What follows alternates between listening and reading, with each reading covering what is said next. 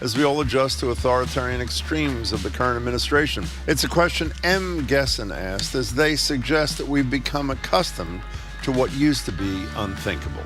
Are we all frogs slowly boiling to death? And how can we deal with this? Call or text. I'm Marjorie Egan, and then it's Harvard national security expert Juliette Kayyem on Putin's escalation of the war with Ukraine.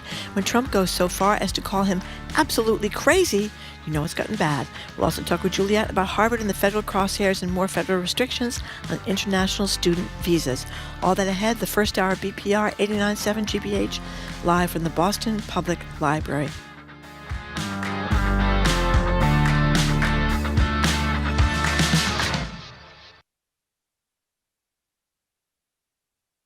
Live from NPR News in Washington, I'm Corva Coleman. Israeli Prime Minister Benjamin Netanyahu says Hamas leader Mohammed Sinwar has been killed in an Israeli airstrike. Netanyahu did not say where he was killed.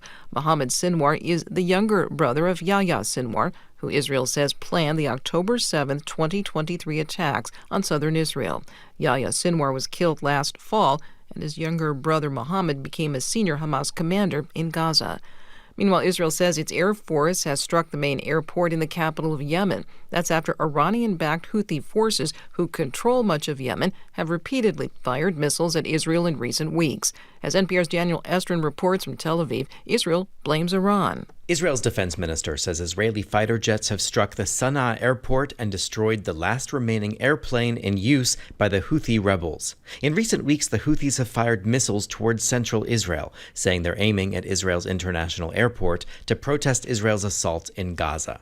A Houthi missile hit near the Tel Aviv airport this month, and many airlines continue to suspend flights.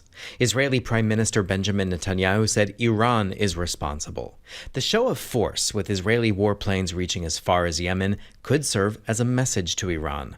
The New York Times reports Netanyahu has threatened to strike Iranian nuclear sites and upend U.S. talks with Iran. Netanyahu called the report fake news. Daniel Estrin, NPR News, Tel Aviv. The State Department is planning to do a more thorough screening of the social media posts of international students who want to come to the U.S. That's according to a diplomatic cable NPR has seen.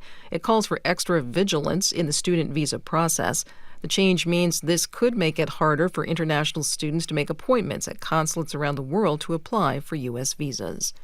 The Senate is reviewing the multi-trillion-dollar government spending bill that cuts taxes and social services.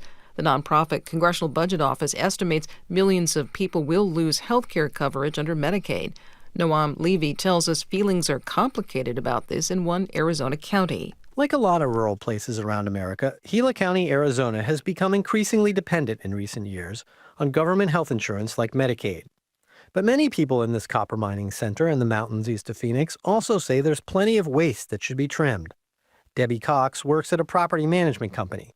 She has tenants who rely on Medicaid, she says. It's not that I don't see the need for it. I see the need for it literally on a weekly basis. But I also see a need for revamping it significantly because it's been taken advantage of for so long. How many people are actually taking advantage of Medicaid and how much waste there is are hotly debated. That debate will be front and center as the Senate prepares to take up the House GOP plan. That's Noam Levy with our partner KFF Health News. On Wall Street, the Dow is lower. It's down by about 81 points. You're listening to NPR. Good morning. With the latest from the GBH Newsroom, I'm Henry Santoro. A multi-faith group of Quincy, Mass. Residents and taxpayers filed a lawsuit yesterday in Norfolk Superior Court to stop the city and its mayor, Thomas Koch, from moving forward with a planned installation of two large religious statues at the entrance of the city's new public safety building. According to the lawsuit, the residents said that they are members of diverse faiths who do not want their government officials and publicly owned property to promote specific religious beliefs. The residents are represented by the ACLU Massachusetts, Americans United for Separation of Church and State, and the Freedom from Religion Foundation. And a group of court-appointed defense attorneys have stopped taking new cases to protest their pay. They say the state's bar advocate program pays only $65 an hour before taxes, one of the lowest rates in New England. Attorney Elsie Hershon says she stopped taking new cases until the legislature takes action. All the overhead comes out of our own pockets. We don't get health insurance. We don't get sick time. We don't get leave. We pay for our own office space, plus the self-employment tax. The take home is again, off the top of my head, $30,000-$40,000 a year. That's not enough before taxes. That's not enough to live on. Most bar advocates work in Massachusetts district courts and take on 80% of the court's appointed cases.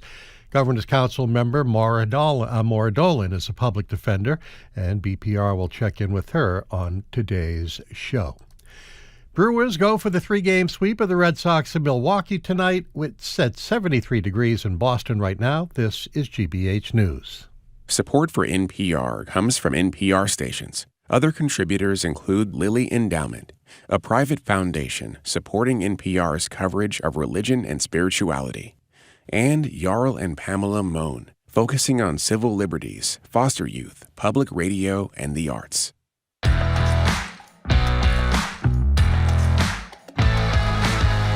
He's Jim Brady. I am Marjorie Egan. Welcome to Boston Public Radio. We are broadcasting live. Thank you from the Boston Public Library and streaming at youtube.com/GBH News. The Mayor of Boston, Michelle Wu, will be here from noon to 1 for another edition of Ask the Mayor, taking our questions and yours. Good morning, Jim. Hey there, Marjorie. How are you? Fine, thank you. We talked a lot about flooding the zone efforts by Donald Trump and his allies to completely dominate and overwhelm the national conversation. Keep putting out shiny, outrageous objects, distract and deflect as you consolidate power, while everyone's got their hair on fire about maybe a true social post. Well, today, inspired and frightened by a terrific piece by Russian and American journalist M. Gessin in the New York Times, we're opening the phone and text lines to talk about what happens when the shock fades away after so many horrible things are deposited on us. Or as Gessin puts it in their piece, when we become accustomed to the unthinkable. Every single day there's a new outrage, sometimes multiple. The Trump administration defying court orders to bring Abrego Garcia back from El Salvador. Executive orders gutting civil rights and constitutional protections. Legal attacks on universities and law firms. Restricting access to life-saving COVID vaccines. Just a few of the kinds of things that we could think about this morning. Gessin witnessed Russia's annexation of Crimea in 2014, the arrest and almost certain murder in prison of Alexei Navalny, the most recent invasion in Ukraine in 2022. Gessin says the American pace of democratic regression is unprecedented, making it all the more difficult to respond and all the more necessary to not cede any ground to fight for every freedom.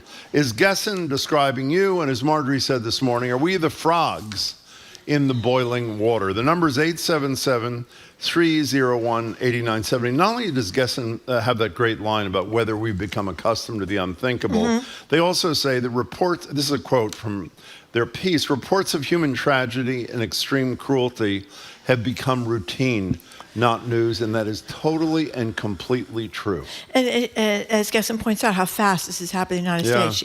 It didn't happen quite so fast in Russia. But you know what the one that really kills me? Well, there's so many things. There was a guy from T.H. Chan School of Health at Harvard talking last night about we're stopping research on childhood cancer. I saw him. There's some relationship between veterans getting ALS, which is a brutal disease. They get twice the rate as other people. That study has been terminated. It's okay. I guess nobody seems to be really upset about that. Now the idea that pregnant women, RFK Jr., I wouldn't take advice from him about, where to have a cheeseburger. I mean, I think he's a deranged person, like President Trump is a deranged person. But he's decided now, this vaccine denier who's got a long and very troubled history, that we don't need coronavirus vaccines for healthy pregnant women and healthy children.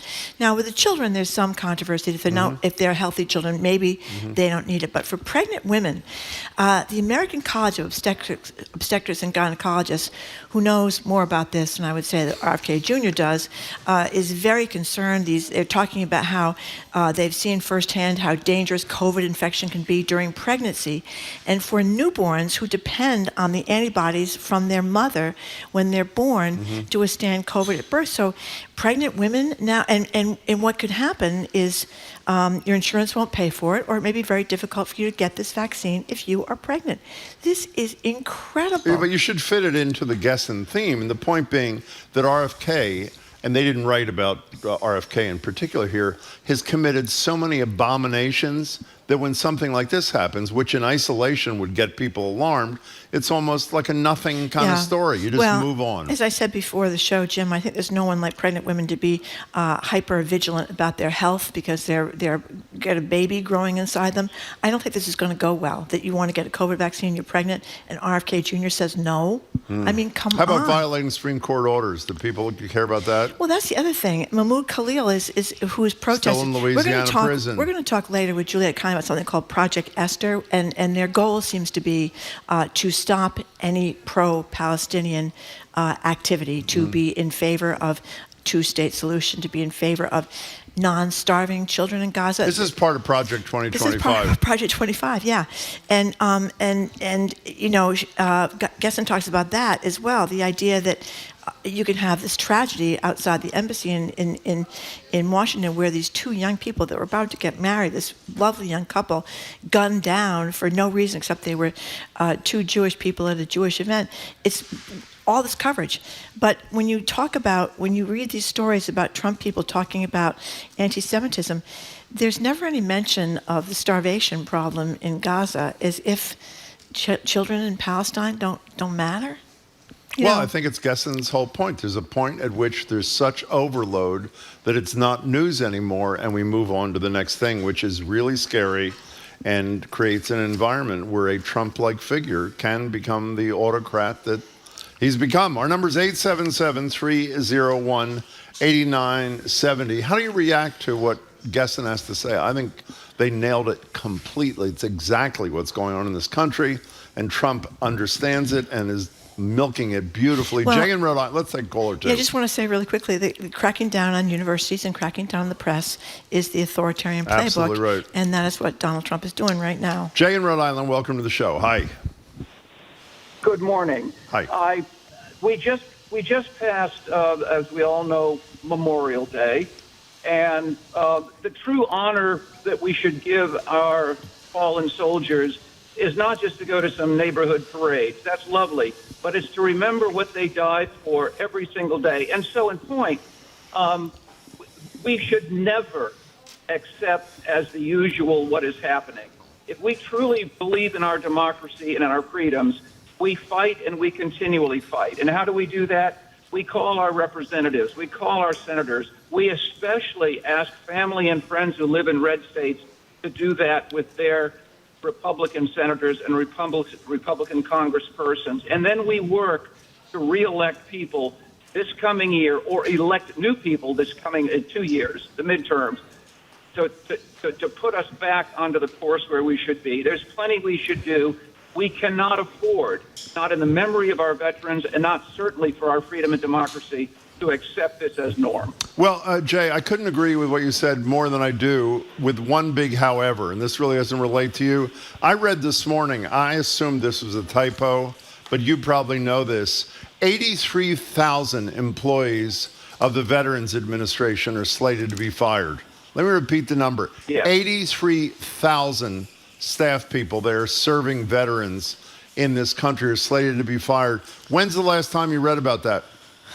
I haven't, and I read a lot about the news, and it's almost like a page 94 kind of story, again, proving Gesson's point that we have become unaccustomed to the unthinkable. In normal times, that'd be a front page headline every single damn day. Jay, thanks for your good call. We appreciate it. How about North Carolina being told by the Trump administration, sorry, you're on your own recovering from your terrible weather problems because FEMA's not going to be there anymore. Read the first text. That's great. Oh, here's a good, okay. If we normalize this, we are doomed. Perhaps the cuts to FEMA and NOAA will result in such a painful hurricane season that the MAGA voters in Republican states will finally wake the hell up and clean house in the midterms, giving the boot to the current immoral and corrupt representatives. That is, if we have midterms at all. And frankly, I don't think we can wait till the midterms. I think there's got to be some massive taking to the streets or something. Well, you know, the problem is it's got to start with individuals. And I mentioned yesterday, because John King is a far kinder person than I will ever be, one of the three interviews he did was with in Lehigh Valley, Pennsylvania, was with a young father who works for Mack Trucks, who is very likely to be laid off, which he says will be a personal disaster for him and his family. He voted for Trump. He agrees that if he's laid off, it's because of Trump's tariff policy, and he would give Trump a B+ and probably vote. I'm serious, and vote for him again. So, I mean, that is sadly where we are. John King, and he's a great reporter, he was talking to them purely about economic issues, and obviously losing your job is an economic issue, but this other stuff kind of gets lost. You know, the idea that somehow it's a terrible thing to stand up for Gaza, is like, it's for Palestinians that are suffering, is like a terrible thing, or the corruption that we're going to talk about later with Juliet. I mean, this is the corruption on steroids that's going on in the Trump, all those Which other I would suggest that there's not one single Trump voter in the United States of America, not one, who cares about the corruption in this administration. And if, by the way, if you are one of those Trump voters who does care, we're going to talk with Juliet about a pardon that was given by Trump yesterday, essentially because the mother of the guy who was pardoned gave $1 million recently to a fundraiser for Donald Trump. Yeah. They bought a pardon she bought a pardon for her felonious son for $1 million. And this guy ran a nursing home scam and was about to go to jail. And stole from the taxpayers. Yeah, and he doesn't have to pay the $4.4 million in restitution Exactly. he was supposed to pay to the people that worked at the nursing home. Jamie from Rockport, thank you for calling. Hello, Jamie. And this guy ran a nursing home scam. Hi, Jamie. You got to turn Jamie, your turn your radio down. Let's put Jamie on hold. We'll go to Kathy in Andover, and we'll come back to you, Jamie, in a second. Kathy, welcome to the show. Hi. Oh, thank you, Jim and Marjorie, for taking my call. Sure. I'm becoming more concerned that Trump might be showing signs of dementia, his unreasoned anger, and unsubstantiated resentment, and then he drops it and all of a sudden changes topic. And my real concern is, I was going to say, my husband and I put an addition on our house for his parents, and they from their early 80s to their early 90s, and I could see these same things happening with his parents. And of course, it was heartbreaking. But my major concern is, if I notice it, certainly Putin and Xi are noticing it, and our country's going to suffer for it. Well, you know, Kathy, Anyway, thank you for your call. We're going to discuss Trump allegedly calling out Putin with Juliet Kayyem in a few minutes. Is it fair to say that Putin is playing Donald Trump like a drum? I think the answer is clearly yes. Kathy, thank you for your call. Here's a plus. Kevin and Hudson text. Here's my bright spot. The video 2 weeks ago in Worcester of people protesting the ICE arrest had a broad range of people, old, young, black, white, Latino. Nobody likes this, and so I'm hoping that's an indicator that this won't stand. And usually I take the negative side of anything. They released the 16-year-old. Yeah, they did. I would say in part because there was community outrage. And there was a lot of protests in Somerville about the Ozturk arrest. Thing, and she eventually got out. It took much too long. Here's Joel in Connecticut, Jim. Yeah. He says we can get used to anything. Typically it starts small. Discovering that a radio talk show host ran a leather shop in Provincetown. Maybe I did. Then that same host got stuck in Fenway Park at the seventh inning stretch and couldn't get out of the seat and needed to have WD-40 to rescue him. We don't get shocked by him squeezing, that would be that same radio host, squeezing liverwurst into his mouth from We've become accustomed to the unthinkable, I guess is what it said. Yeah, you know, getting back to go. Gessen for a second, this one line really, reports of human tragedy and extreme cruelty have become routine. Khalil, who you mentioned, I don't know if you said this on the show or before the thing, he finally got to hold his baby for a minute in court the other day, which he wasn't supposed to do. The guy is still in jail in Louisiana. And you know, and the way that they lie, I heard J.D. Vance in this podcast the other day talking about Abrego Garcia, whom the Supreme Court says that the Trump administration is supposed to facilitate his removal. They're just ignoring the Supreme Court. Or I mean, I don't know. Even though Trump said he could do it. Yeah, and there seemed to be no one holding anybody in contempt of court. They better hurry up because the big, beautiful bill, you know, is going to prevent federal judges from holding people in contempt if that goes through the way it's written. Anyway, he lied about him, said that he committed all these terrible things in the United States and gang rape and all this kind of stuff. And you want to say to the reporter, well, what terrible things? Where's the record? Why don't we know about this? If there were terrible things, I think we would know that by now. Of course. Wouldn't we? So, but they just lie, and I think people fall for it. Did you read the story about Abrego Garcia? I only read half of it, and I was half asleep the other day. I think it was in the Washington Post, I'm not sure, about when he was in school in El Salvador. And he grew up, and most of the kids in his class were gang members. He tried to stay out of it as best he could. But obviously that runs counter to the Trump narrative. But so again, you're never hear it from them. Even if he were someone who'd done bad things, it doesn't mean you go to El Salvador without due process. And that's the other thing. All these constitutional rights are being taken away. As people still seem confused, you are entitled to due process when you're in the United States of America. Even if you came over the border illegally, you're still entitled to it. Jamie in Rockport, thank you for calling. Hi. Thank you for having me. I love your show. Thanks. Thank you. On this one, though, I disagree with the premise. I do not think people around the country do know what is happening to them and their rights. I travel for business and for pleasure, and I know a lot of people, intelligent, capable people, who simply do not know, or else they're willfully ignoring what is actually happening. They don't follow the same facts we do. And if you can allow me to add, I think the solution is for bar associations around the country to begin disbarment proceedings for lawyers who appear in court for the Trump administration with no reasonable basis in fact or in law. Well, before bar associations do that, I'm fine with that, Jamie. Let me echo Marjorie Egan.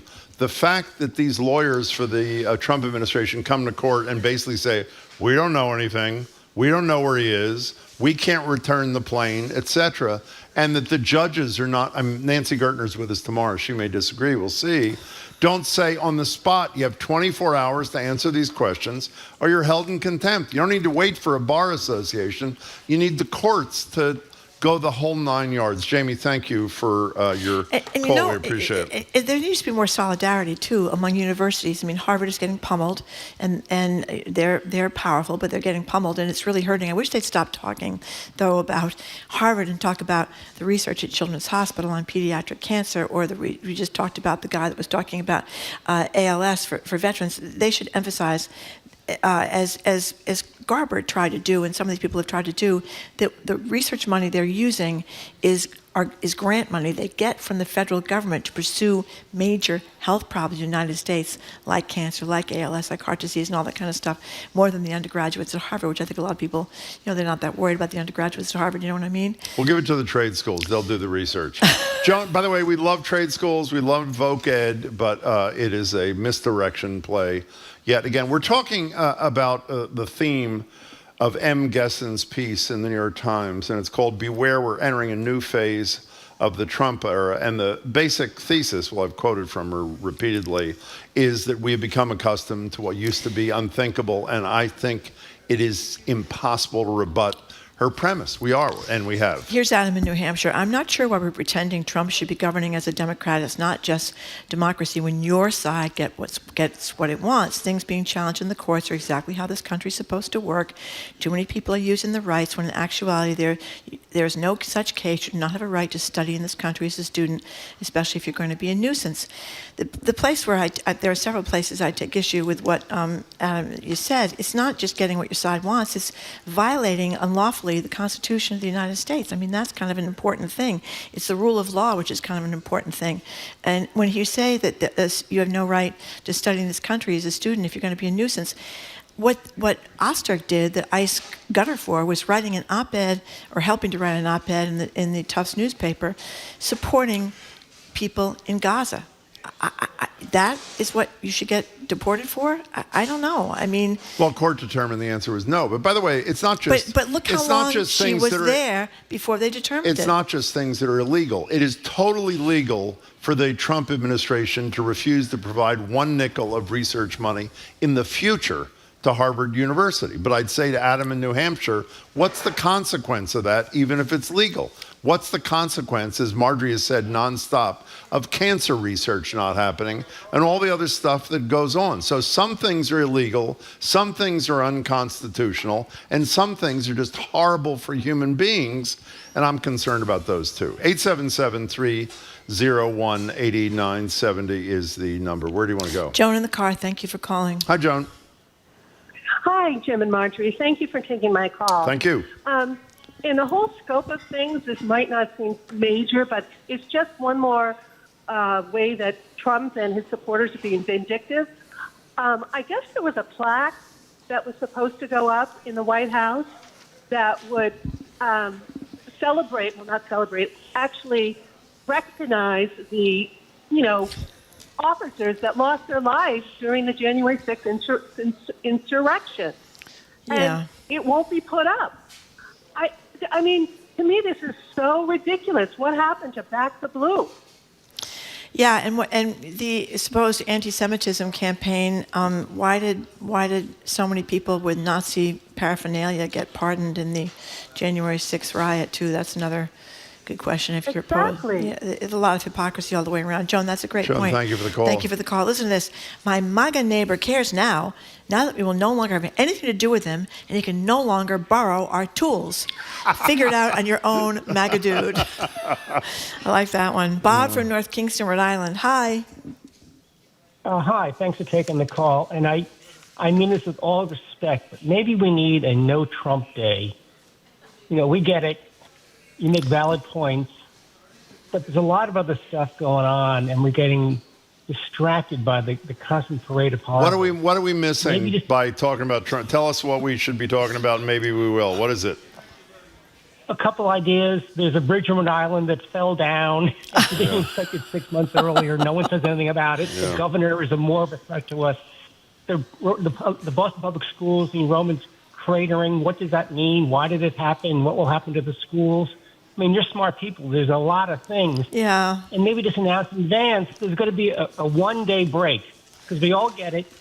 We all agree, but we need to throw our own sanity. Bob, here, I have a solution. 1 day away from this guy. Here's the solution, and I haven't talked to Marjorie about it, but I'm guessing she'll be fine with it. Starting today from 2 o'clock until 11 tomorrow, we are not going to talk about Trump. How about that? Is that okay with you?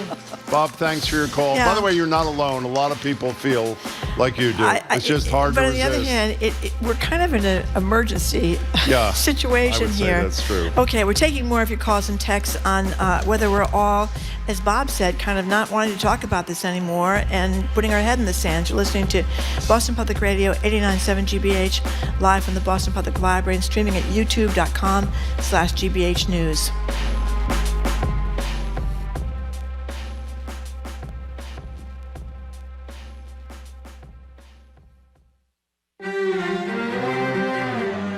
Preppers stockpile food and survival gear to be ready just in case society collapses. They're often the butt of jokes, but in Spain last month, preppers got to say I told you so when the nation was plunged into a widespread blackout. Now more Spaniards are interested in becoming preppers themselves. That's next time on The World. This afternoon at 3, here on GBH News 89.7. Our programs are made possible thanks to you. And the University of Massachusetts Amherst, the Commonwealth's flagship public university. You can learn more about research, innovation, and economic impact for the Commonwealth at umass.edu. And Dean & Hamilton with Compass Real Estate. Their website includes listings of homes from Hingham to Duxbury, as well as information about each South Shore community. More about the team and current listings at deanandhamilton.com.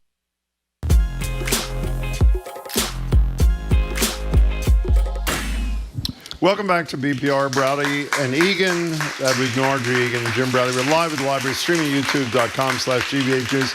Mayor Wu will be here in a little bit more than 30 minutes to take your calls for an hour. If you're just tuning in, we were inspired by M. Gessen's latest piece in the New York Times, warning against complacency at a time of nonstop action from the Trump administration. Again, to quote her for the 10th time, because it's great. We get accustomed to what used to be unthinkable which we do. There are a couple of connected things. This is Tony in Orlando. To your point, it was only relatively short time ago when Gary Hart, who for you young people was running for president, he wasn't allegedly caught in an affair, he was caught in an affair, was forced to drop out of a presidential race as a candidate. Now we have a felon as president. Speaking of what has become we accustomed to that used to be unthinkable, 34 felonies, we haven't mentioned this in, I would say, a month, found civilly liable for the equivalent of what would have been rape in our state. It was sexual abuse, E.G. and Carol. We don't even mention that. That's the perfect example. Thank you for that, Tony. It's sort of like, well, that's the way it is. That kind of cruelty, that kind of abuse, that kind of a record is not even worth talking about. Anonymous texter has good news, though. The good news is Nostradamus predicted the world will end in 2025. So we don't have to take this much longer. We haven't had even chance to talk about the supposed big, beautiful bill, as Trump likes to call it, which is basically the biggest transfer of wealth in history. Yes, it is. From the poor to the wealthy, from the young to the old, because the young are going to get stuck with this enormous, huge deficit. What is it, up to $4 trillion? It's going to add to the deficit, some huge amount like that. And as Catherine Rampel, who's a writer for the New Yorker, for the Washington Post, put it, this is looking backward. It's all going backward. It's getting rid of all the green energy and the tax credits and all the things that are going to help us stave off climate change. So it's like a very kind of 1960s kind of perspective on the world. Anyway, Jane from Concord. Hi, Jane. Hey, Jane. Good morning. Hi. Hi. While I was listening, I had a good idea, I think. What's that? We'll decide that, Jane. Go ahead. Yeah, tell me if you agree. Okay. In France, there was the yellow vest movement when the retirement age went up by a couple years. I think that groups who are doing protesting should wear safety vests, like the safety green or orange reflective vests that many people have, almost like a little costume for demonstrating against Trump. Yeah, maybe we need Go ahead. The other thing I'd really like to see is Trump tells Barron, you're out of college, we don't need college, and J.D. Vance makes a pledge, my kids will not go to college, because they're such hypocrites with their Ivy League educations. It's amazing how many... Is that true? Has Vance said that he would not send his kids to college? No. She was suggesting. I see. That up. I'm sorry. Okay, I'm sorry. Okay. It's there are a lot of people who went to these hotshot schools that are looking back and saying how terrible the hotshot schools are. A lot of them went to Harvard and are not saying a word about what's happening there. Yeah, I know.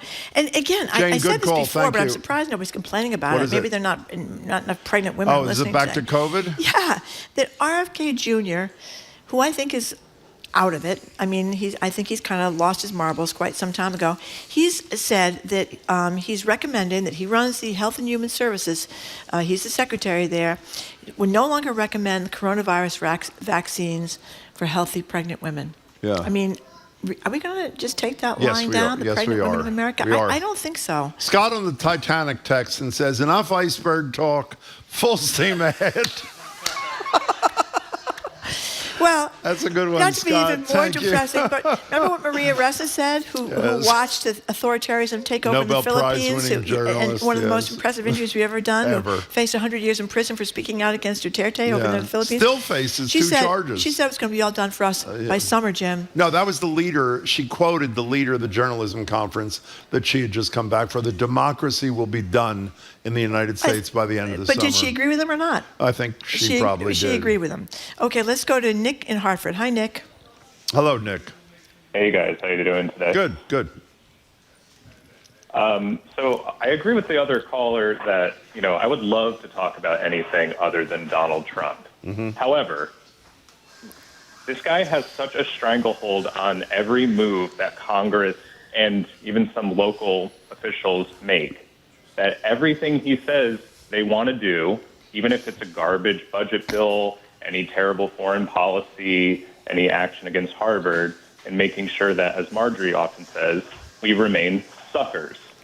Yeah. So while I would really love to talk about anything other than him, there's such a top-down power structure going on right now that what he does is what I can basically assume is going to happen everywhere else with the Republican Party. So unfortunately, I can't really ignore it. Well, also to add to your thought, and I respect what the caller had to say before, because Margie and I have often say the same thing before we plan the show with our colleagues in the morning. Almost everything we care about, Nick, Trump has a hand in. The first news report I heard this morning was Governor Healy pushing back a 2035 deadline on the percentage of cars that have to be EVs. That's something that matters a lot to me and Marjorie. And while there are a number of factors that were part of her decision, one of them is what Trump is doing with the clean energy credits and chargers and EV credits. So I agree with you. We'd love to be able to do it, but it's almost impossible, and we try to escape it with sports or music whenever we can. Nick, thanks for the call. We appreciate it. Oh, one of our texters reminds us that Indivisible has 1,000 rallies planned for June 14th all across the country. Mm-hmm. They're going to pop up everywhere. And that, of course, is the same day as Donald Trump's birthday, June 14th. Yeah. That's the day he's hosting his military parade. He is. That's another one. Imagine if any other president was hosting a military parade in downtown Washington with thousands of federal troops running by. I mean, it's only going to cost like $100 million, yeah. though. I mean, wow. I mean, it's just crazy. John Westford is suggesting a fluoride day, and that's another one of RFK's ideas. He wants to take fluoride out of the water. There was no fluoride in the water when I was growing up, and I think I got everybody beat in terms of how many cavities I got in my mouth. 2 states have done it, Yeah, well, including good luck to them. It costs a lot of money to go to the dentist. Okay, coming up after a quick break, we're going to talk with Harvard national security expert Juliet Kayem. I'm going to warn you, we might say a thing or two about Donald Trump in this conversation, too. But the mayor's going to be with us at noontime. We'll be back in Boston. You're listening to Boston Public Radio, 89.7 GBH, live from the Boston Public Library and streaming at youtube.com/GBH News.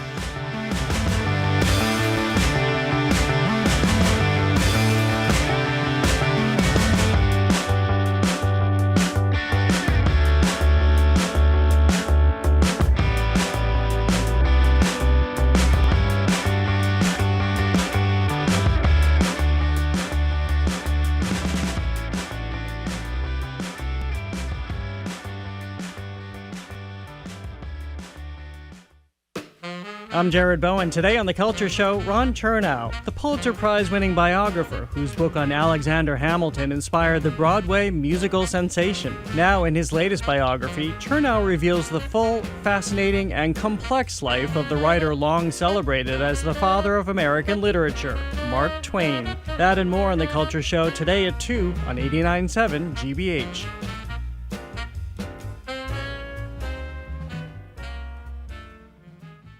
Support for GBH comes from you. And Chevalier Theatre. Pianist David Foster and trumpeter Chris Bodie are performing together and featuring vocalist Catherine McPhee at the Chevalier Theatre Sunday, June 15th. Tickets and information are available at chevaliertheatre.com.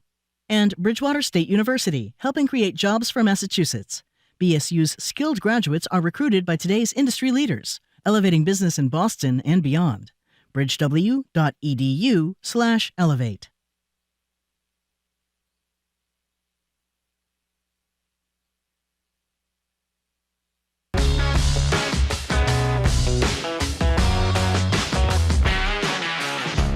Welcome back to BPR. Marjorie Egan, Jim Bradley, live at the library, streaming youtube.com/GBH News. Mayor Wu will join us in exactly 30 minutes for Ask the Mayor. She'll be here from noon to 1. Marjorie, before I introduce the next guest, you're off tomorrow. I'm off tomorrow. And we have this woman filling in for you who's never done it before. And the first thing she says to me is, I can't pick up my prep this afternoon to read. Can you deliver it to my house so that I can read it later tonight? I might be a little late in the morning because I've got some things with the kids and class day at Harvard and that sort of thing. So please don't take... by the way, that fill-in host will be Juliet Kayam, who's joining us now. Tomorrow. She's going to be great. I'm so scared. It's going to be you're scared. How do you think I feel? So let me tell you something. Juliet Kayyem is a former Assistant Secretary for Homeland Security under Barack Obama, faculty chair of the Homeland Security Program at Harvard's Kennedy School of Government, where, by the way, 57% of the students are international students. Her latest book is The Devil Never Sleeps, Learning to Live in an Age of Disasters. Hi, Juliet. Hello, everyone. Hello there. So we're making our listeners nervous, I guess, talking about all these terrible things that are happening.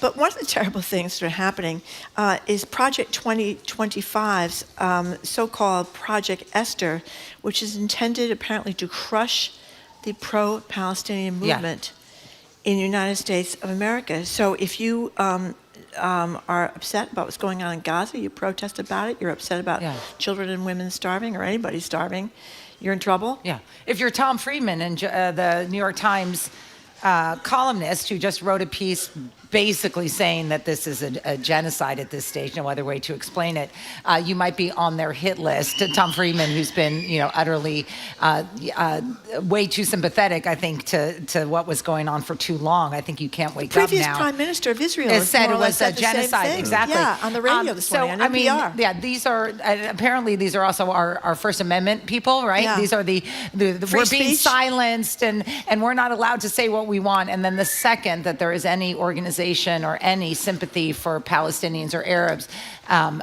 then you have to be silenced. And the way that they silence it is, of course, through the schools. That's what Harvard has experienced, and the false notion of they're going after anti-Semitism. It's all a ruse, as we know, and they want ideological adherence to what their ideology is.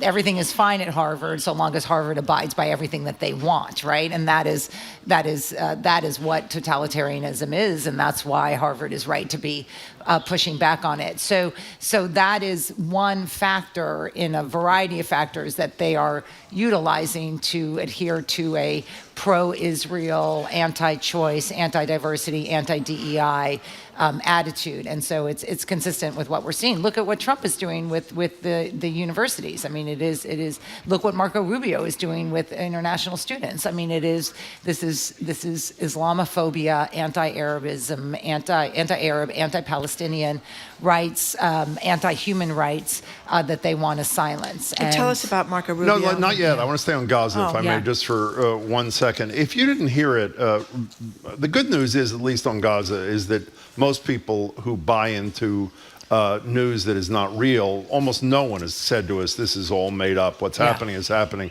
We had a woman on from Gaza City live about a week ago, Olga Cherevka, who was the head of communications for the United Nations Office for the Coordination of Humanitarian Affairs. Unfortunately, her connection died about 2/3 the way in. You should go to gbhnews.org and listen to her description of what's happening to people on the ground there. And despite the savagery of Netanyahu and the fact that we are indifferent to it under the Trump administration, if there was ever an opportunity for a normal leader to say something, an hour ago, we learned that the leader of Hamas in Gaza, Mohammed Sinwar, has been killed. Mm-hmm. Now, if there was ever an opportunity, that was this morning, for the United States to say, okay, Prime Minister Netanyahu, you've achieved your primary goal. You are never going to eradicate every single supporter of Hamas. In fact, you're creating them faster than you're killing them. This is an opportunity to feed these people. By the way, this is not rhetoric. If you know this better than we, but if you read this stuff, these people are starving to death while they're being bombed. Right. It is incredible, and we are standing by doing absolutely nothing. Right, and apparently there are divisions in the Trump White House amongst his what remains of his national security team about this, but that is absolutely correct, but a rational person would look at the conditions of what's going on. You've eradicated the leadership of Hamas. Plus, just to remind folks, Palestinians are very anti-Hamas right now for obviously starting this. No one's going to defend what Hamas did. So that the conditions are ripe if your goal is a ceasefire. But remember, Netanyahu's goal is endless war. It keeps him in power. It keeps his coalition in power. And let's just remind everyone, it doesn't allow for the kind of review that would be necessary to determine how was Israel so vulnerable almost a year and a half ago on the day of the attack. That's on Netanyahu as well. How did the country that had convinced the world that it was formidable have 1,000 Hamas members be able to breach their borders and kill so many innocent Israelis. Can I say one thing about Gaza? Okay, just say one something. I just want to say that I admit my powers of prediction are atrocious. I have to say, though, I think about this almost every day. When people look back at this era, I think the people of this country are going to be condemned not so much for voting for Donald Trump, because that was an election, but for standing by as... Including the Biden people. This is happening. Agreed. Yep. Well, they're supplying bombs in Gaza, in Ukraine. 2,000-pound bombs. And we're doing Let's be clear. nothing. I mean, people say sort of like, what are the lessons learned? Or where is the Democratic administration going? Or Democratic Party going? One is we need, I know everyone's like talking about Biden's health, whatever, but we need an accounting of Biden's approach to Israel that is a direct line to the devastation and horror that we're seeing in Gaza right now, and those That's key fine. leaders. After we rescue these people, we can do that analysis. But I just want to point out. I know, but I feel very strongly. I feel like we can blame Trump for everything. I think in this case, Biden and his national security team are definitely responsible. But I just want to point out that so many Jewish groups, we've had people on the radio, this Jewish Voice for Peace, this open letter from these former leaders of major Jewish organizations, including somebody who used to run the Anti-Defamation League. They've sent this letter warning that these purported concern about Jewish safety is merely a cudgel, as they said, to weaken higher education, due process, checks and balances, freedom of speech, and the press. And the letter called on other Jewish leaders and institutions to resist the exploitation of Jewish fears and anti-Semitism. It's total exploitation. And senior members of the Harvard administration, I'm just naming names today, like senior members of the Harvard faculty, Stephen Pincus, Larry Summers, who were on a bandwagon a year ago about how anti-Semitic the school is, them turning on a dime about realizing what that narrative did to the university, and now very worried about the university is just very precious at this stage. And that's all I'll say. Well, I mean, there's no self-reflection by these people about what they did, by they're essentially leaders of the university, the top people at the university, about how they set the conditions for this anti-Semitism being used as a way to stifle free speech. And so they're now worried about their institution, and you got to ask, like, do you have no self-reflection for what you did? I mean, and their responsibility for buying into what was clearly a right-wing agenda to go after academic freedom. You mentioned a minute ago what Marco Rubio, Secretary of State, is doing on international students. You should explain it in a minute. But first, let's play a clip on, I think it was Friday, I'm not sure. We were joined by two international students at Harvard. One who is the co-president of the student body, who wasn't sure if he's going to be graduating this week, but because of the temporary restraining order, he will. The other was a sophomore. His name is Leo Garden. He's from Sweden. And he spoke to us about the reaction to the Trump administration holding the ability of international students to enroll at Harvard. Here's a little bit of what Leo had to say. Trump essentially wants to install himself as the provost of this university. He wants to dictate what classes we can take, what students can be admitted, what professors should be fired. And we're sort of caught in the crossfire in all of this. And the result is that people's dream of studying at this institution and staying in America is just shattered. I think it's extremely tragic. The reason I played that, the last part, before you get to the Rubio thing, is we had a sophomore, Leo, who I said, even if you're allowed to come back next term, are you going to want to come back in this environment where you're not sure how you're going to be treated, if you can speak? And he admits he's putting himself at risk speaking out. And we spoke to Abdullah, and we asked him, what would you say to a friend back in Afghanistan who's a high school senior who's thinking of coming to the United States? The point I'm trying to make, and I make this with you every week, the damage has been done. Whether there's a permanent injunction issued by the court in Boston or not, the damage has been done. What's Rubio doing? Oh, one thing I want to point out before we get to Rubio. The Wall Street Journal, a pro-business, pro-Republican paper, pretty conservative paper, has asked in that headline, is Trump trying to destroy Harvard University? And he says, why would you go after one of the greatest strengths that America has to attract the best and the brightest to come to school here, and then many of them to stay here and employ tens of thousands of people and start some of our finest companies? Okay, I'll shut up. I think you let Alan Garber, the president of the university, do the values. What does it mean to have an institution like this? But the business community, when you think of startups, when you think of medical research, when you think of biotech, really needs to get out there. I mean, yes, like this idea that you're comparing Harvard to trade schools as if you can only have one, right? I mean, is ridiculous. But we know why Trump is going after the sort of, highest profile American brand in academia in the world. It is part of it is pettiness, it's jealousy. He doesn't like that, most of us are anti-Trump because we're anti-intellectualism and we're anti-violence. That's essentially why we're against Trump. So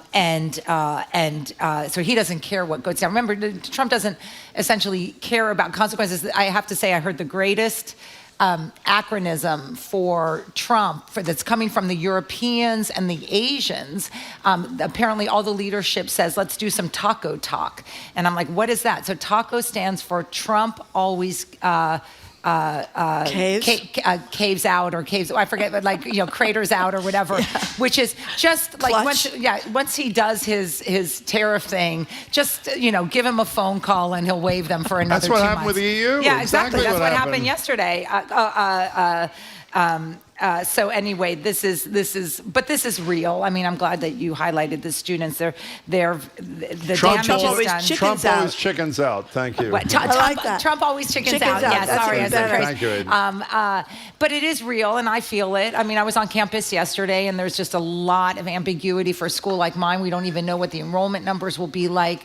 The EU, and in particular, Britain and France, but as well as, remember, there's some tremendous Asian schools are doing a very, very aggressive PR campaign where I think the EU one is, essentially, why would you want to go here? Come to the Sorbonne, come to LSE, come to this top schools in Europe. So we're going to get a brain drain out of this, plus the present status of the international students. We just don't know. And I'm being honest with you, we get the emails, and I think the university isn't quite ready to advise yet as we figure out what's going on in the court cases. But I was looking at my list last night. I teach over 100 students. I would say about 40% in my class were international. So you're just looking at someone like me being like, I don't even know who's in the classroom for the fall. And imagine what these kids are going through. Oh my God. We're talking to Juliette Kayyem. This story, I'm assuming no one will spend Marco a minute Rubio, on. we haven't done it yet. Oh yeah, briefly, because I want really briefly. Yeah. What is Rubio? So Rubio's done two things. Do? That's whatever that guy is told to do, he does. So they are putting a hold on interviews for all students. So it's not just Harvard. International students who are coming here to check your social media pages. Yeah. I think this is like a statement that will have no consequences in the sense that they won't be able to pull it together in time. And remember, there's a lot of state colleges, state universities that also like their international students. The other is about an hour ago. It's almost incomprehensible to understand, but it is. We're for free speech unless you are a foreign diplomat or someone who's coming here who criticizes the United States, and then you're not allowed in. It's not quite clear how they're going to enforce that, but that would apply to probably it would apply to Zelensky at this stage, right? I mean, it is but that guy, I mean, Marco Rubio, the only thing that, I'm always asked to explain things, right? So one explanation is Rubio wants to be vice president, or if Trump abandons Vance. Trump's endorsement. Yeah, endorsement. I mean, it's just so clear. So it's like it says jump, and he says how high. Now, a lot of people criticize Marjorie and me because we don't give useful life advice. Oh. I'm going to give useful life advice. And I think this is actually important, and it's foolproof. Let's assume you're thinking of considering committing a serious felony. Yeah. And you don't know a good enough lawyer. The solution, if you're planning on committing the felony, is just having your mother give $1 million to Donald Trump, and then you'll be pardoned. Or be a reality star, because he just the other one. That's right, the reality couple. Yeah. We're going to talk about Paul Walzak. Paul Walzak was about to go to prison and was ordered to pay $4.4 million in restitution. and he had an 18-month sentence. Yeah, he because withheld stole more than $10 million million from the paychecks of the nurses, doctors, and people that worked at his nursing What does that homes. mean, Marjorie? I know you're not a tax expert like I allegedly am. When you withhold and steal $10 million of those taxes, who fills that $10 million hole? The taxpayers. You and I do. That's right. So he stole $10 million, Right. not just from his employees. This is a conviction. It's not our hypothesis. Yeah.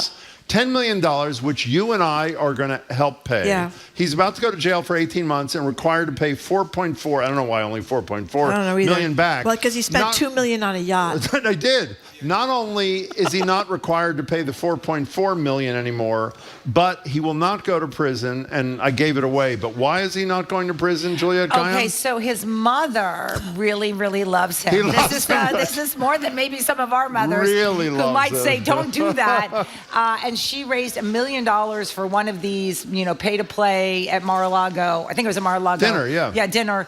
Gets into Trump's ear, says, I brought in $1 million for your sons or whatever they're spending this money on. Mm-hmm. And then lo and behold, the most deserving of pardons, I think, this guy, right? The nursing home looter of all things to buy his yacht is now free and clear. That's right. And so you wonder why. 3 weeks after she gives the $1 million. I'm sorry, go ahead. No, I mean, it's like, the MAGA folks and the Trump folks are so freaking sensitive about people making fun of them. And then you're like, part of it is it's so incomprehensible what this president is doing, and so incomprehensible the pushback on the fraud, the money, the corruption, that no one's pushing back on it from within his own party or within his own administration, that of course we have to make fun of it. I mean, I don't even know what else to do at this How about stage. her connections to publicizing the addiction diary of Joe Biden's daughter? Yeah, and she bought it, didn't she buy it? And gave it? Yeah. Imagine These if you people- had I mean, these an are so- addiction these people diary are about suffering with addiction and somebody so stole obsessed. it from you and publicized yeah, it. but that's like the people who criticize Trump are accused of Trump derangement syndrome. These people are so obsessed and so angry. And they're in power. Like, I'm like, what? Like I was like, you guys won. Like, we're the ones who should be obsessed and angry. And, I mean, they're so angry because in the end, I have to believe, because that's what gets me through the night, is that they know they are not worthy carriers of America's traditions. Can I just? But they're rich. Can I tie the two first hour things together before we end? I know this is obvious, but I can't stop myself. So M. Gessen's basic point is we become, to quote them, we become accustomed to the unthinkable. We're not fighting Name back. the other president who had a story written about him taking $1 million and 3 weeks later pardoning someone who stole from his own employees and the taxpayers, who won't go to jail, will be forgiven a $4.4 million court restitution. How would that president fare from that one act alone? Yeah. He would be totally screwed. No, this is one of a million, and nobody gives this a is damn. saturating the field. I mean, it is just like every day the corruption is so deep. And I mean, honestly, like, why aren't we following the January 6th pardoned defendants? Oh, some of them have done terrible things. Oh my God! It's like Yeah. there's like 4 rape victims now. I'm not joking. Like, there are 4 women who have now been completely violent. 4 of these guys, I think it's up to 4, are now in jail for rape or abuse of women. I mean, you're sort of the overwhelming nature of what he's doing. Everyone has their lane that they're picking, but the corruption is incomparable historically. Zoe just sent us, she says, you got to protect yourself from diary thieves. Here's my tried and true method. And she sends us a picture of a diary with a padlock on it, which is probably a good idea. Now, as we say goodbye to Juliet Kayam, I want to repeat, she's going to be my co-host tomorrow. Marjorie's off. Yep. And an anonymous texter said, Oh my God, tell so Juliet, scary. when it comes to dealing with Jim, the best thing to do is to pace the rage. And I think that's probably true. I think, okay, whatever happens tomorrow, we'll be friends on Friday. We'll decide at 2 o'clock Oh tomorrow. my God, he's not even 2 o'clock, promising 2 after. o'clock tomorrow. Okay, listen up. Let's break is there like a way to measure who's listening? Yes, like, I'll measure. Okay, I will measure. yeah, you're going to hang up on me. Okay, bye. The no Trump talk, people will be happy. This is it for Trump talk. Well, actually, we have one Trump question, don't we? Absolutely not. Yes, absolutely not. I forgot about Mayor Wu's going to be here. We're going to ask her too. Anyway. Anyway, not that much Trump talk. We've been speaking with Juliet Kayem, former Assistant Secretary for Homeland Security under President Barack Obama, faculty chair of the Homeland Security Program at Harvard's Kennedy School of Government. The latest book, The Devil Never Sleeps, Learn to Live in an Age of Disasters, and we're in an age of disaster. Coming up after the noon news, Boston Mayor Michelle Wu is with us from noon to 1, taking our questions and yours. You're listening to Boston Public Radio 89.7 GBH, live from the Boston Public Library and streaming at youtube.com/GBH News.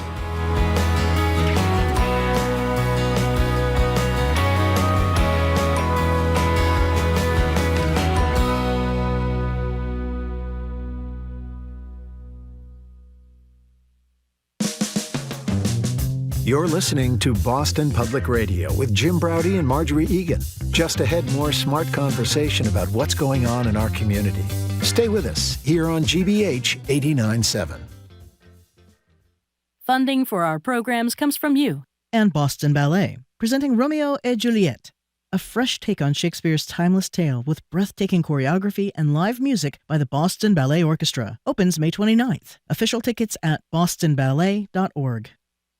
Insects are tiny marvels of evolution, but now they're beginning to vanish. Explore the ecological importance of these many and mighty creatures. Watch Bugs That Rule the World tonight at 10 on GBH2. You're listening to 89.7 WGBH HD1 Boston. Online at gbhnews.org. GBH News. What matters to you?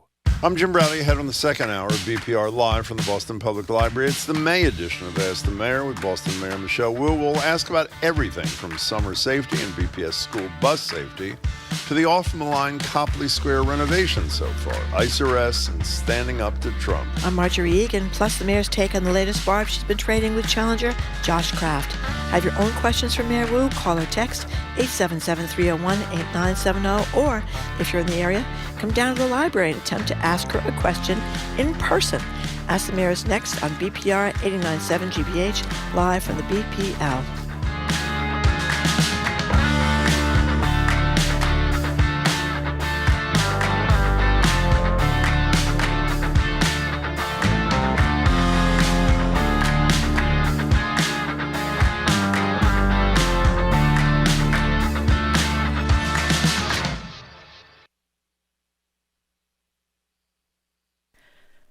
Live from NPR News, I'm Lakshmi Singh. The Trump administration suspending visa interviews for international students attempting to study in the United States. A U.S. official who spoke on condition of anonymity says the State Department plans to expand its review of applicants' social media activity. So far this year, the administration's undertaken widely controversial actions targeting student protests against the Gaza war and illegal immigration. They've prompted a number of international students who currently hold visas to reconsider whether it's safe to travel out of the U.S. or even out of state.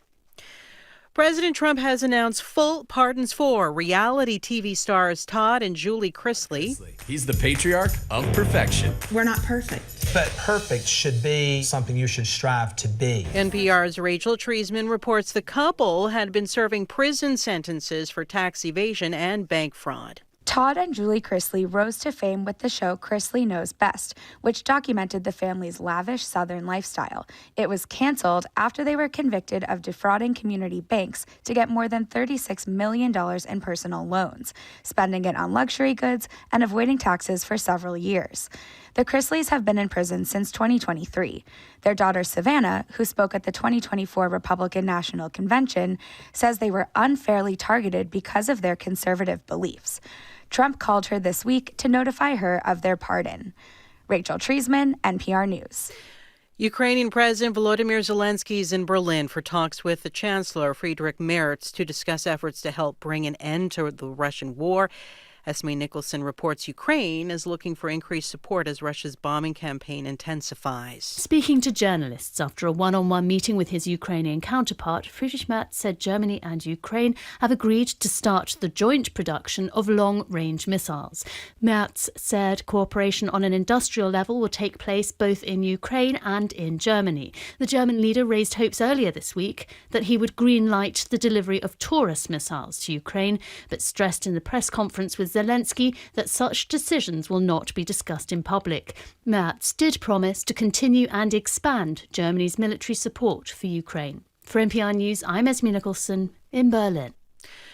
In Gaza, a crowd was fired upon as they rushed to a humanitarian aid distribution point run by a U.S.-backed group. The Associated Press quotes Gaza's health ministry in reporting at least one Palestinian died and 48 other people were wounded. This development underscores the fragility of the process of trying to feed people confronting a hunger crisis in the wake of Israel's ongoing military operations targeting Hamas in Gaza. From Washington, this is NPR News. Good afternoon. With the latest from the GBH Newsroom, I'm Henry Santoro. Starting next school year, cell phones will be banned at Taunton High School, thanks to a policy passed by the school committee at their Wednesday, May 14th meeting. The Taunton Daily Gazette reports that according to the new policy, after students arrive at the school, they'll be required to put their phone, their AirPods, earbuds, and smartwatch inside their yonder pouch and lock it in front of the school staff. The rules state that the students can't unlock those pouches until after the end of the school day. Massachusetts Gaming Commission has granted more than $3.2 million in community mitigation funds for Western Mass. The Springfield Republican reporting that the grants include $200,000 for the Pioneer Valley Planning Commission to do a traffic study on the impact of vehicles headed through Springfield and neighboring towns that are on their way to MGM Springfield.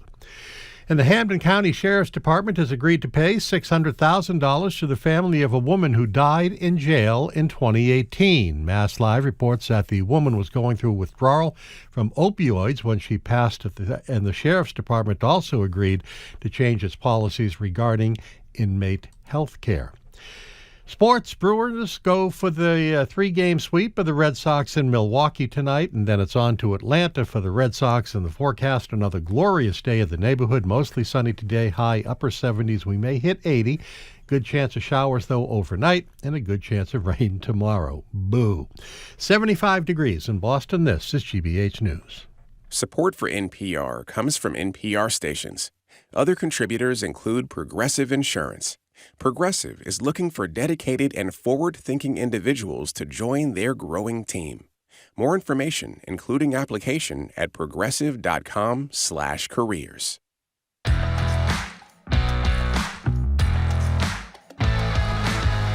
Welcome to hour number 2 of Boston Public Radio. Marjorie Egan and Jim Browdy, thank you very much.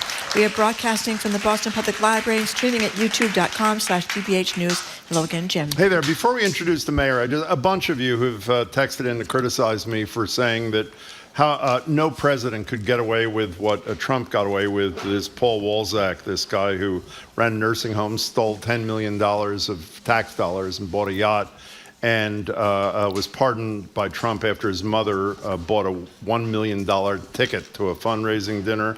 A number of you mentioned Mark Rich, the financier, who was pardoned by Clinton. I mean, two quick things. One, he was pardoned, I think it was the last day or close to the last day. Not much opportunity for the voters to exact some sort of revenge on him. And secondly, correct me if I'm wrong, Marjorie, huge story. It was talked about nonstop for days and days. Trust me, you're not going to hear about Paul Walzak one more time after we discussed him this morning. Having said that... Or the people that were $36 million in tax fraud. $36 million.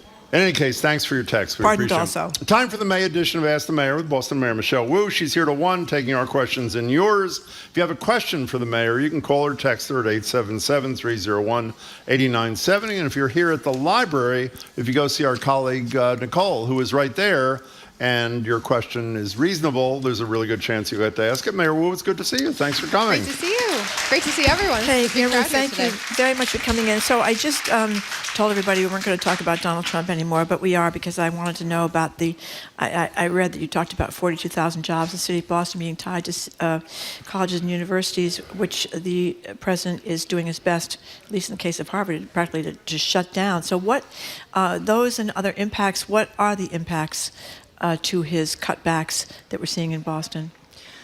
I guess starting from where you began the segment around what gets covered in the media and how, as maybe a symbol or a proxy for how shocked we are at something happening, we're now at a place where the standards for what shocks and outrages us, it falls lower and lower every day because it just keeps on coming. This is not a matter of the city or our institutions in the area, like our colleges and universities, playing better with a Democratic administration over a Republican administration. Under any political party, there have been ways to collaborate, to identify issues, to work together. This is unprecedented now. It is not about partisan politics. It's about a personal vendetta to try to retaliate and exact, I don't know if it's revenge, I don't know if it's just obedience from institutions, political leaders, law firms, others who have tried to stand up and say this is not right. And so I'm very glad that Harvard is going to court again and again and fighting back as they have been.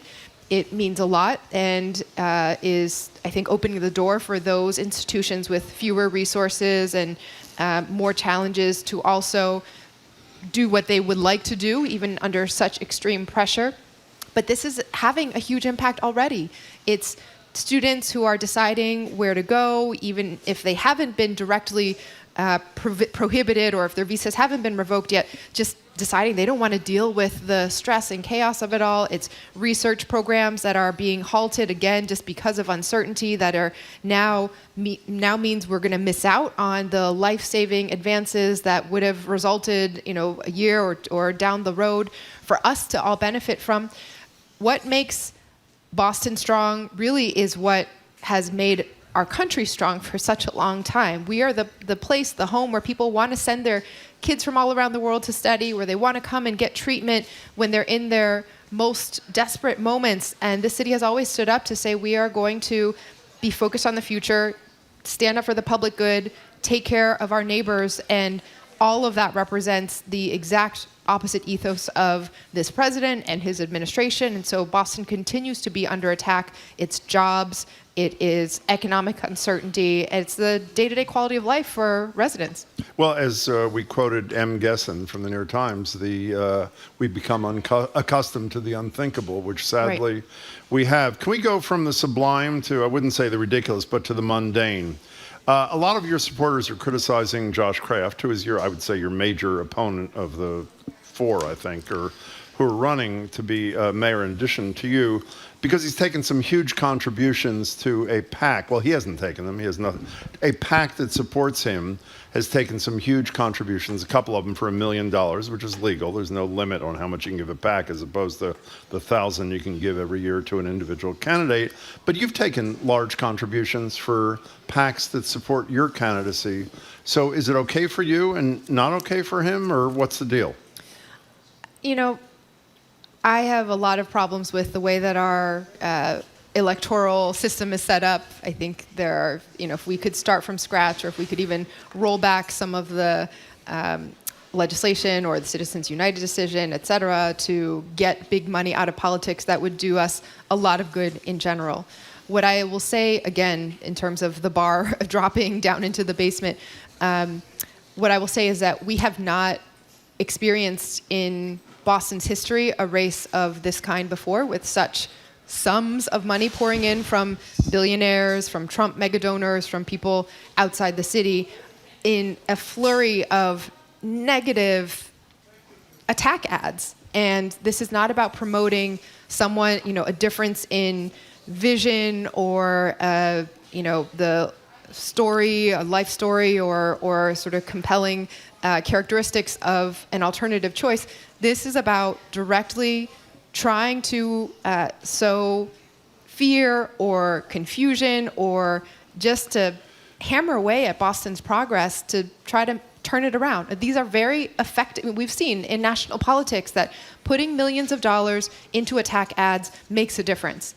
And although we know that most Bostonians have already said they agree Boston has been headed in the right direction over the last few years, we've accomplished more in the last 3 years around creation of affordable housing, summer jobs for our students, universal pre-K and early education, investments in our parks, in our schools, in public safety, reaching the lowest numbers ever on record. And yet we are going to have folks from the outside pouring millions of dollars in to say everything is horrible, everything is broken and messed up because we want to ensure that someone who is more like us gets in there.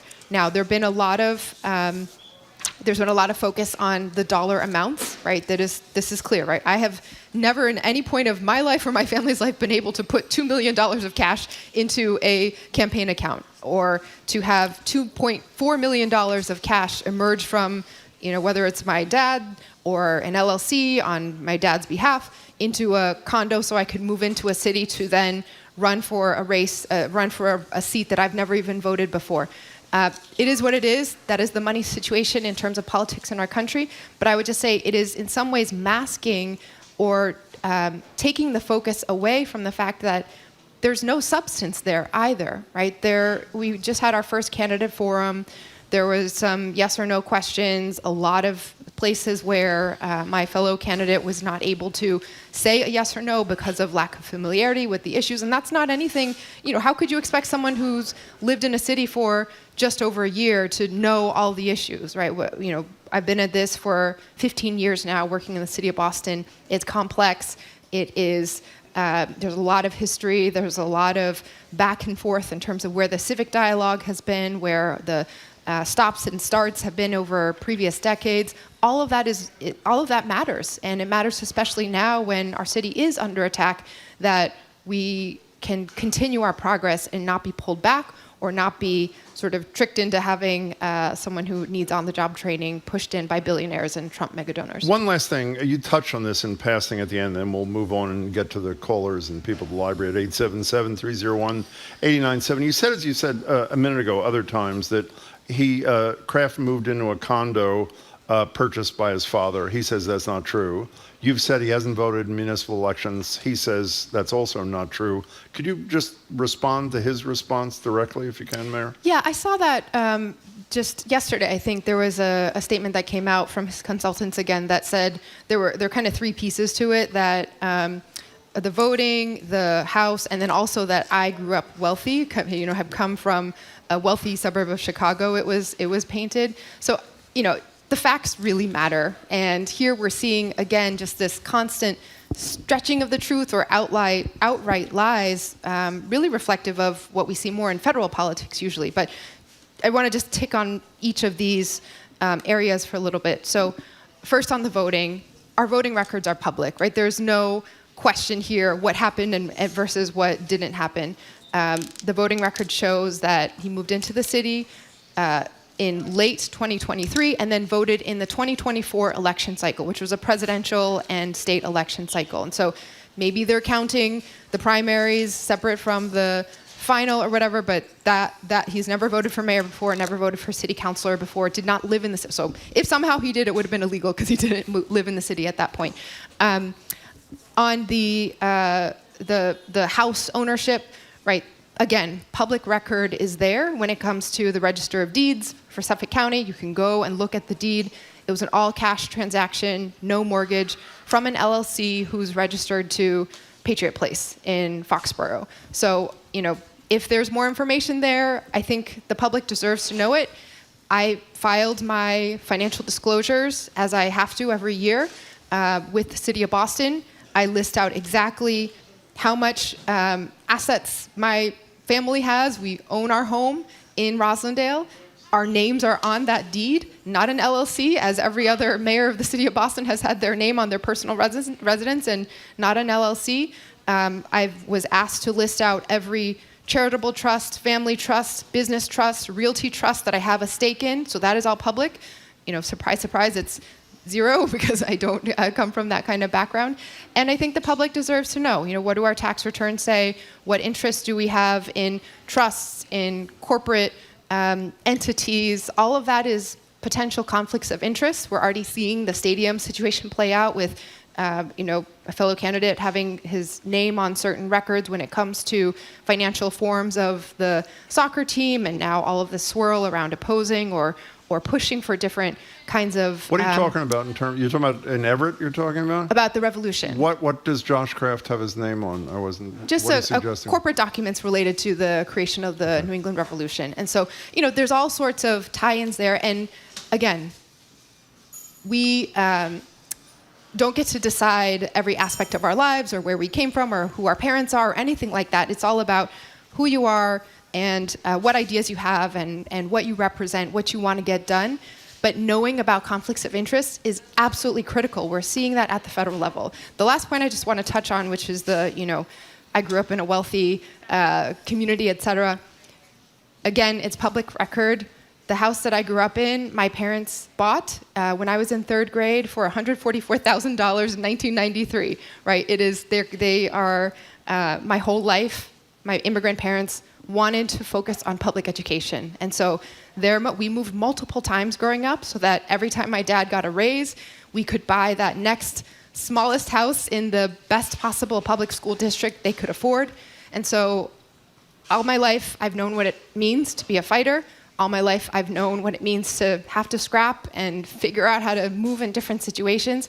And that's what our Bostonians and our community members are going through every single day, especially right now when so much of our city is under pressure, and we need someone who can understand what that means, put forward the leadership to fight back. Hey, in 30 seconds, if you can, then I promise to get to the calls. You mentioned the fact that he's only been a resident of Boston since whatever it was November 23, but he's worked in Boston in a really important organization for decades. That doesn't count when I don't mean formally count, but should that not accrue to his benefit in terms of his familiarity with Boston? No, absolutely, right. I will say, there is no discounting the incredible work that the Boys and Girls Club does every day. It is different when you live in a city. I will stand by that. It is different when your kids go to the Boston Public Schools. It is different when you're caring for your mother and trying to navigate systems. And so, we all come with our story, and it's the dream of every family that one day later in their lineage they will be able to have $2 million to give to whatever their kids want to do for their next job. But that has not been my story, and I think we need full transparency about the financial conflicts of interest that this could represent. Okay, it's your turn. Let's go to Angela in Jamaica Plain. You're on with Mayor Michelle Wu. Thank you for calling. Hi there. Hi, thanks for taking my call. I just read a piece in the Bay State Banner regarding the parking restrictions with respect to the White Stadium project, how it's going to be really restricted for the residents as well as visitors. How do you respond to that? I don't know if you've seen the article. It's a huge piece, and it's really concerning if it's correct. So I didn't get to go through that exact article. I will look it up right afterwards, but I will say that the process for making sure we're planning all around transportation impacts and how people are going to get to and from the stadium for lots of different types of events is still ongoing. And so that will result in a legal document called the TAPA, Transportation Access Plan. I forget what A stands for, but it is a standard legal document that codifies the commitments and operational responsibilities and all of that. That is not done yet. We just released the summary of some of the key commitments that we've heard from community members. There was an open comment period which recently closed, and now the city's going to go back and incorporate that feedback and come back with another round of proposals. I think maybe what you're referring to, although again I'll check the article, is that we've heard a lot from residents in the surroundings who live on the surrounding streets that they want to make sure there's resident parking regulation so they will always be able to park their cars. We also know that people who want to go to the zoo or people who want to go to the golf course or use Franklin Park for other purposes, they need designated ways so that if, for example, it's a soccer game night, that doesn't crowd out everything else that is happening in Franklin Park. So we want to make sure there's protected ways for everyone to have access for all of the other things that are happening too. If you live in the area, that Franklin Park has routinely hosted very, very large-scale events. They're some of the city's most special and important annual traditions, from BAMS Fest to the Kite Festival, or different cultural festivals, like Puerto Rican Fest has been there, Dominican Festival has been there in different times and places. And so we're used to seeing large crowds, sometimes in the scale of tens of thousands of people there, but we've never had a real organized transportation plan for where people should be able to park or not park, or the flow of traffic, or where we station different police officers or traffic enforcement folks to really monitor. This is meant to provide a way that we can organize all of that. from the largest events, like those festivals, to the soccer games that would be, up to 20 days of the year, to Boston Public Schools, track meets, or other smaller scale practices. We want to have that organized and ready, and so we're taking feedback now. There will also be a neighborhood advisory council that is formed, and it's documented and codified in the legal contracts that have been signed around the stadium, so that there will be an ongoing way for every neighborhood association and other group in the area to weigh in on how it's going and what we need to continue changing. Thank you for the call, Angela. Thanks, Angela. Mayor Wu, tragically, almost about a month ago, April 28th, a kindergarten student, Lenz Arthur Joseph, was killed, run over by the bus he was in. After the crash, the driver, Charles, it was found out that he did not have this certain credential that you're supposed to have when you're driving a bus for the schools. And he'd had some minor problems, minor traffic accidents before that, and he was actually pulled from driving school buses for 2 days for training about a couple of weeks before the fatal crash. And then when the company looked into it, they found that there were other drivers without their certifications too. It makes people nervous about who the people are driving the buses. So what do you tell those parents? First of all, there's nothing that can be said to a family that has lost a child. Parents should never have to grieve the loss of a child for a situation like this. And this is an incredible, amazing family, and I'm just so sorry for their loss. We are in the process of making sure we're getting to every possible way to identify what happened, how to have accountability so that this will never happen again. There are upwards of 750 drivers who are associated with the Boston Public Schools bus system. They are hired, trained, and certified, guaranteed to be certified by a private contractor, TransDev, who is in a contract with the Boston Public Schools district.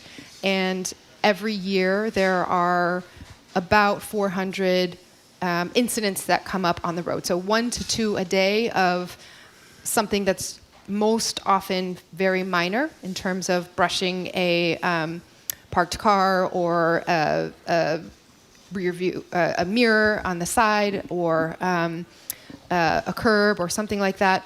And so there are protections in place where there's supposed to be red flags that lead to retraining or pulling someone off the road entirely.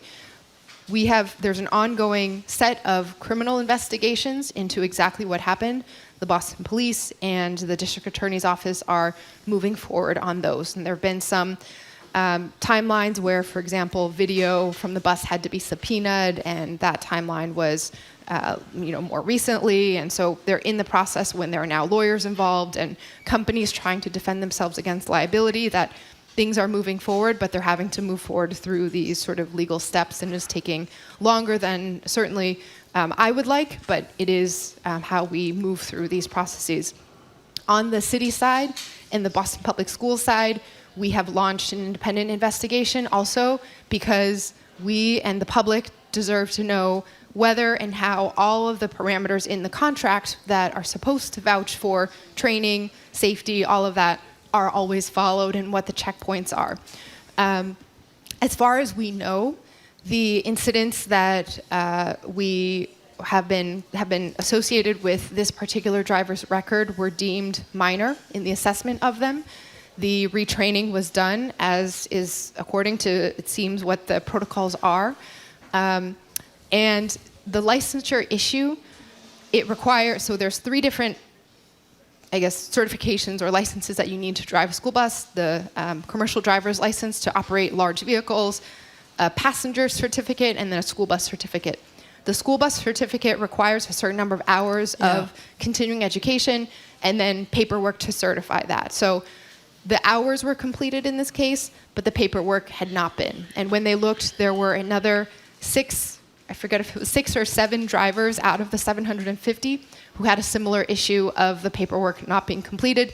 They were pulled from the road until that was done, and then released back into driving. And so, again, we need to know every single detail. We need to have someone who is pressing for the contract and the performance of it, and where something might have fallen through the gaps, and where the system itself needs to change.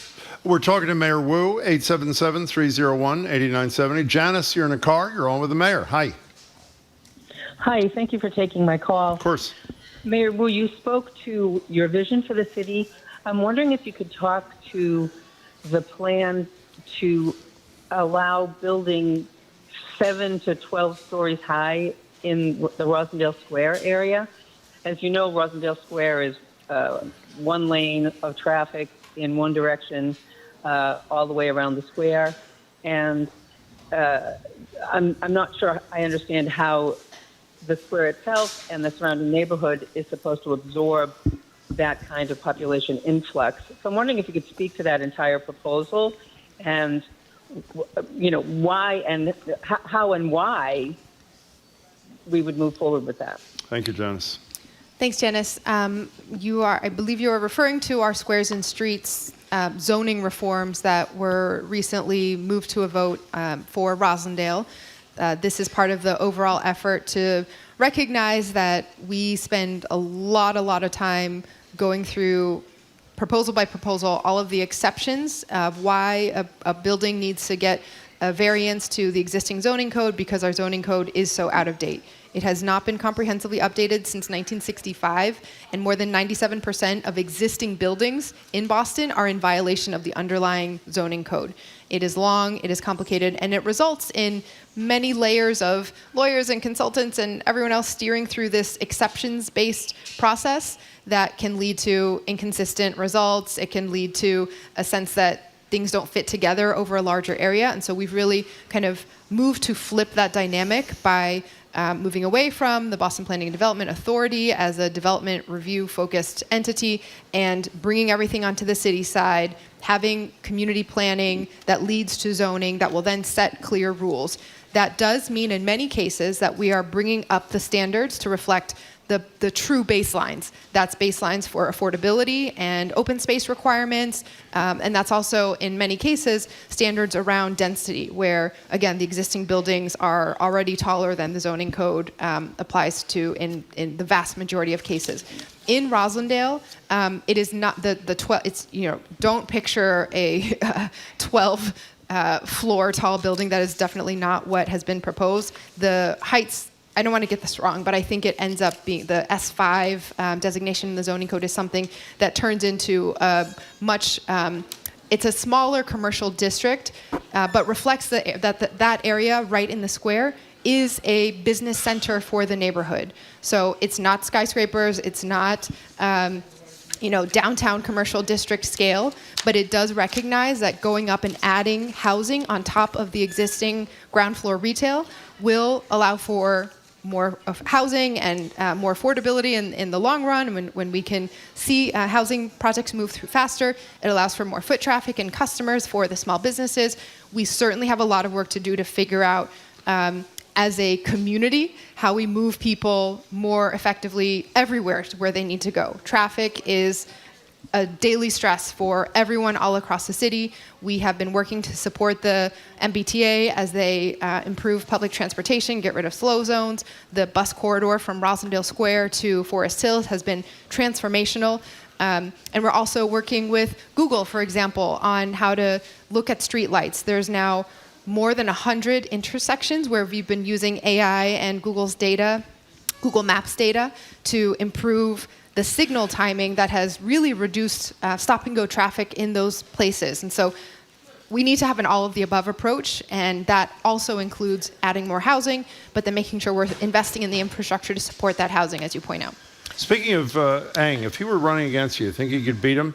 Oh, no. Phil Ang he's the GOAT, yeah. What is, before we take a break, you brought, I assume, from another small business in town. What are the flowers or no, this is not from a small business. This is actually, these are publicly grown flowers. These are just a sample of what is given out at our official City of Boston neighborhood coffee hours. So this is the time of year where I go and bring the cabinet, bring department heads out to every neighborhood, and we set up shop in a park, and you can come out. There's information tables. You can ask questions of any department. Someone will be there to answer your question. And the Parks Department prepares months in advance by planting from seed these plants that then they give to residents who come. Where do you find the schedule for these? I know they're hour long in the morning, 10 to 11? Yes, usually that's the time. How do people find out when go they on want? the City of Boston website, go to our neighborhood coffee hours. They're up through June 18th, and it's usually about 2 a week that we're moving through. Okay, we're going to take a quick break. Then we're going to be back with more talk with Michelle Wu, the mayor of Boston. You're listening to Boston Public Radio, broadcasting live from the Boston Public Library and streaming at youtube.com/GBH News.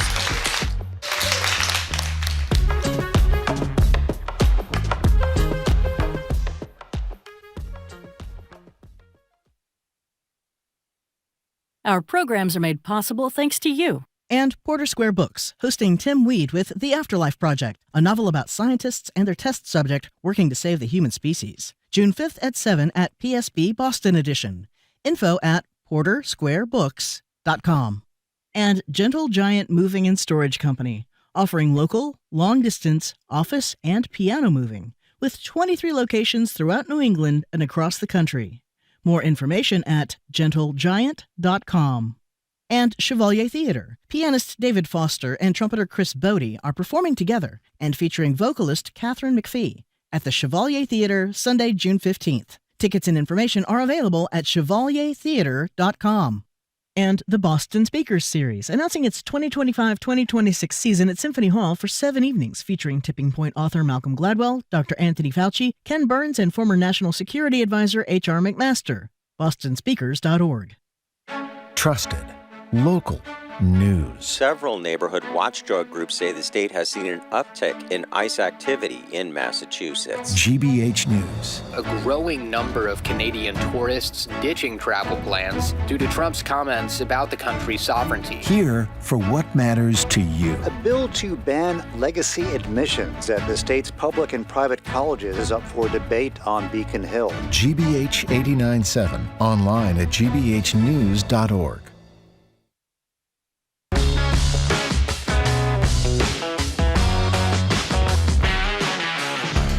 Welcome back to Boston Public Radio. Marjorie Egan, Jim Browder, live at the library, streaming youtube.com/GBH News. In the second half of the May edition of Ask the Mayor with Michelle Wu.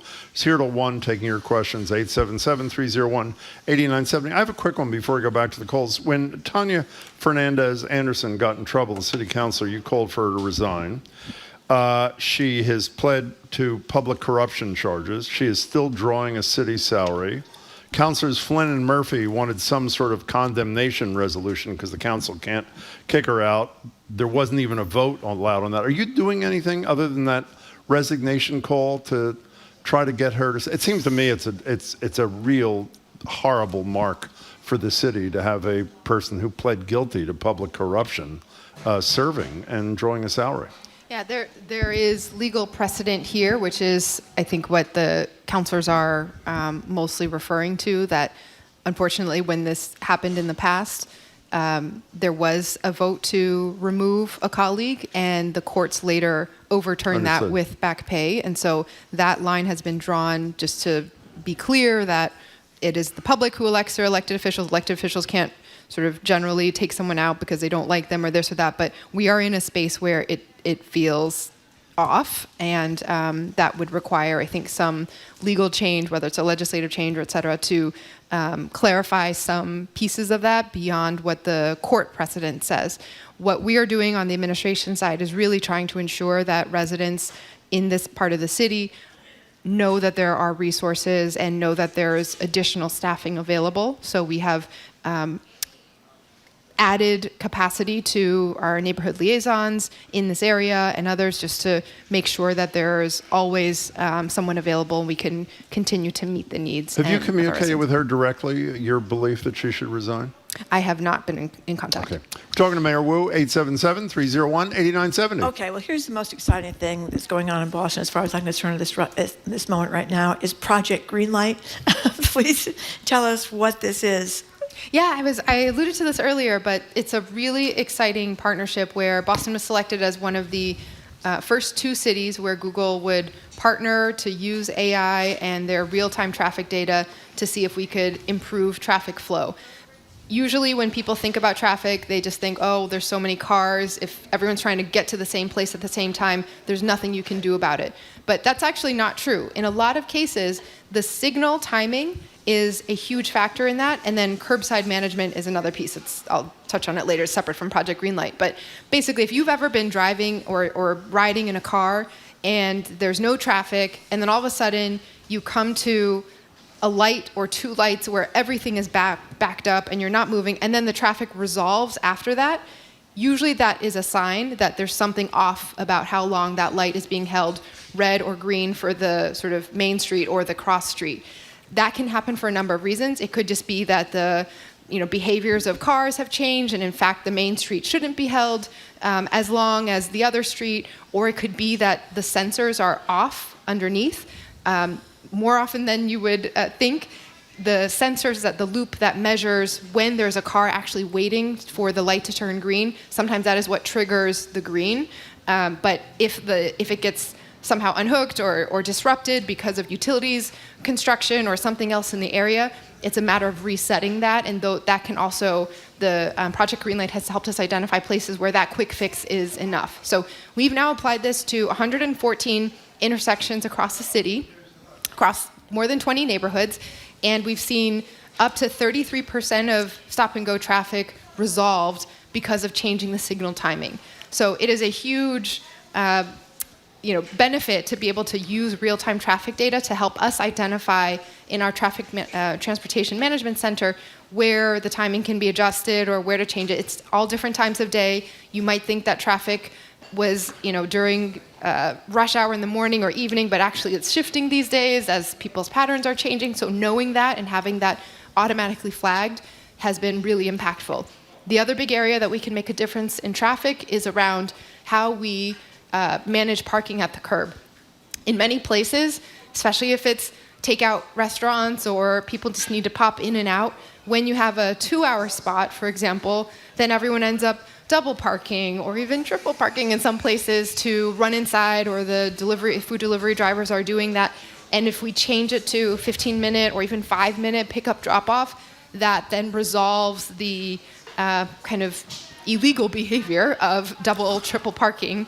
But then that means cars can cars can flow effectively as well. So we're trying to throw everything we have at traffic and most of all keep our roads safe for everyone. It's the happiest Marjorie's been in I'm months. very happy. I have a lot of suggestions. I'll email them. Why don't you send them? Exactly. Edwin in West Roxbury, you're on with the mayor of the city of Boston. Hello, Edwin. Hi, Mayor Wu.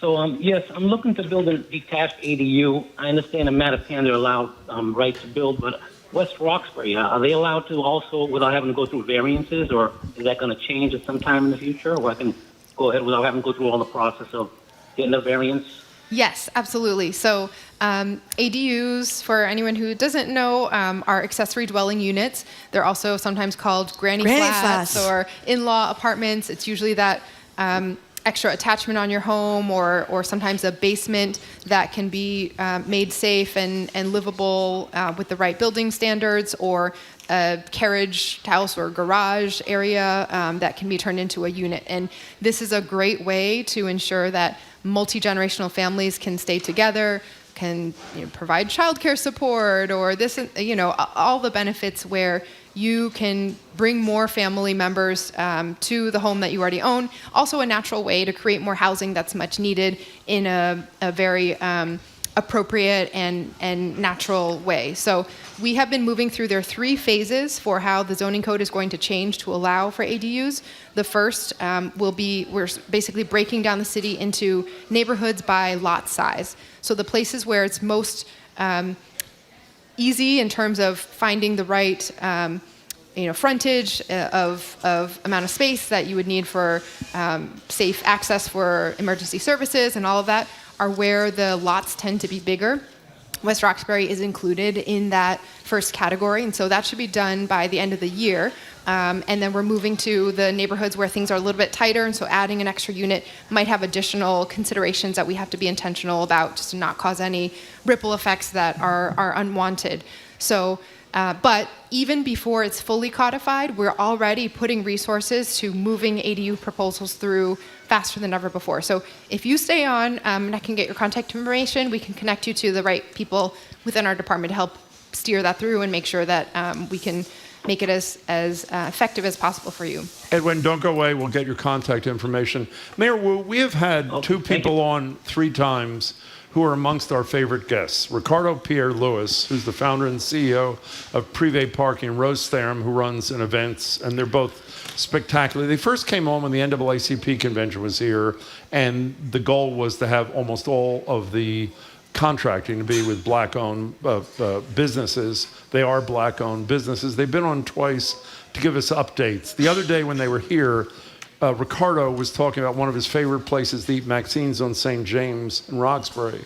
Now they have to close their doors due to the building being sold, the rent going up. Here's what he said about the domino effect of leaving out businesses of color. Here's Ricardo.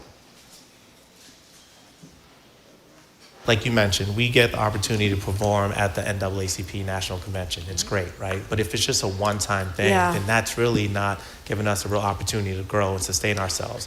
If you look at what's going on in the city of Boston, you'll notice there'll be 99-year leases for developers and developments and hotels and et cetera. If you look at the process and you look at the existing system on how these contracts are awarded, they have always left us out. Well, at the time of the NAACP, Cambridge, Boston, I know you've spoken a lot about this, the state has had an abysmal record on contracting with companies owned by people of color. How do you respond to what Ricardo had to say, Mayor Wu? Yeah, first of all, shout out to these incredible business leaders in the city. We're very proud to partner with them and to take their guidance also in ways that the city could and has been doing more to ensure that we are using whatever authority, whatever resources we have.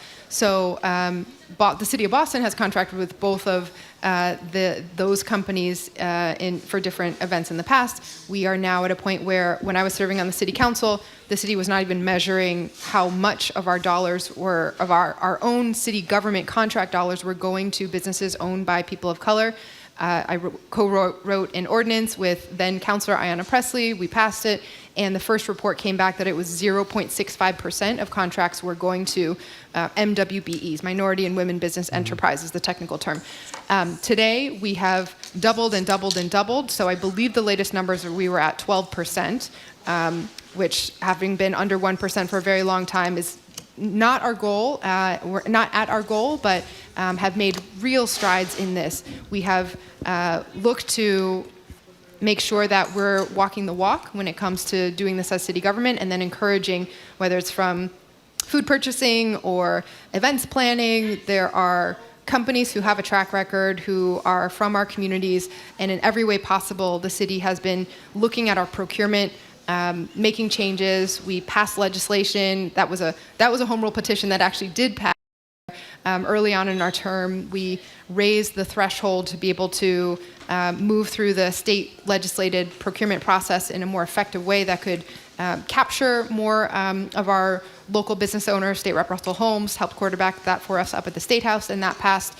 That was huge to be able to get more businesses in the door who now have their own track record, who can then compete for larger contracts in other places.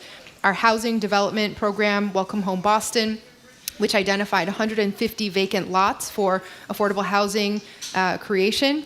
Not only will those homes be for residents to stay in Boston, but the process of building those homes, 100% of the developers selected for those have been MWBEs, and we've worked to provide pre-development financing and other help close other gaps so that these Boston-based companies owned by people of color, by women, Boston residents, can build up the jobs that are then the other part of the wealth gap is home ownership and business ownership and jobs. So we are continuing with every opportunity. Ricardo, I'm very grateful, had earned the contract for White Stadium's sort of future preparations. We have a supplier diversity advisory council that was set up specifically about the economic opportunities that White Stadium represents. Everything from construction, design, to the operations, concessions, food service, parking. And so that is another way that we're directing our dollars with every bit of influence that the city has. That's the voice of Mayor Wu. She's here till 1 o'clock. Our number's 877-301. What's the number, Jim? Did you say what's our number? 877-301-8970. Did you just ask me what our number was? I asked what your number was. Yeah, I forgot it. Oh, well. Where do you want to go next? At least I didn't call you Liz today. That's true. It's good. Okay. So we're getting a lot of texts about the Copley Square makeover. It's right down here next to the, between us and the beautiful Trinity Church. The Boston Globe described it as what did they call it? They called it lifeless, barren, horrible $18 million project that looks like a mini version of the least attractive feature of Boston's brutalist style city hall, a soulless plaza of gray paving stones in search of some grass. So they're not happy. So, okay, I will say here, I was truly shocked and disappointed in the Globe editorial board, and I did not think that I would ever be able to say those words, but there was a piece that came out that said, something like, it looks so bad and it's all concrete and we hope that eventually it will be better, right? When the public plans are there, there was a 2-year process to think about how to revitalize Copley Square, much advocacy from all of the surrounding area and from those who use the plaza, whether it's the farmers market and others, that it was in bad need of a little revitalization. And so there were a couple different needs that were identified. One is that people wanted to see more green. And so the number of trees, okay, I have it here. I wouldn't want to get this wrong. So there were trees, okay. 56 trees. 56 trees. Pre-renovation. The arborist report came back that said 32 of them were in good health. The final design will have 83 trees. The grass is being relocated from right in front of the library to over in front of Trinity Church. They had hoped for a little bit more of a buffer, and it will not be as a soggy mud pit as much. And the grove area that's being constructed in there will have a little bit of an elevated platform to protect the tree roots. One of the leading cause of sidewalk tree mortality is, in fact, root compression, either people walking on the roots directly or the dirt getting so squished that there's no air around the roots, and we lose a lot of trees that way in every major city, but in Boston too. And so providing that protection for the trees. But the thing is, we opened, okay, this is where no good deed, right? We opened the plaza partially early to accommodate 2 events. One was first night, so that there could be some still ice sculptures and this and that and the other. And the other was a marathon to ensure that there would be overflow for crowds. And we set up the medical tent and everything was right in that area, so it could help with the needs of managing the marathon.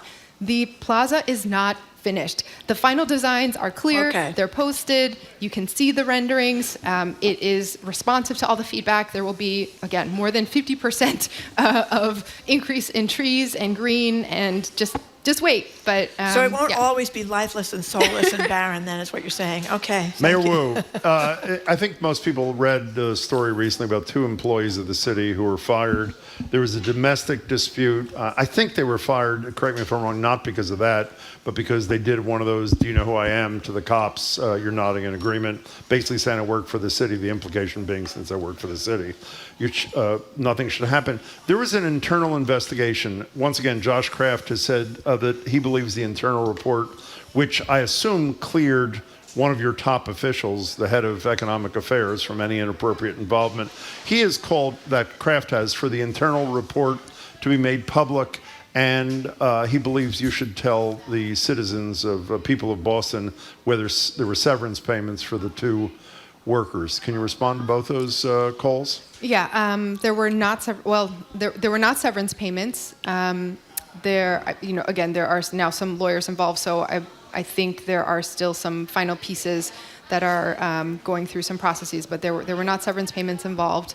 And anyone who is trying to lead a large organization, and particularly a governmental organization, should be familiar with the rules around disclosures and protections, right? It is personnel files, and particularly privacy concerns for employees. Like, there's a certain type of information that is not included in public records laws out of the recognition that people have their work life and need to be held accountable for all pieces of that. People have their personal lives and need to be always above board with ethics and following workplace rules and certainly state and federal laws.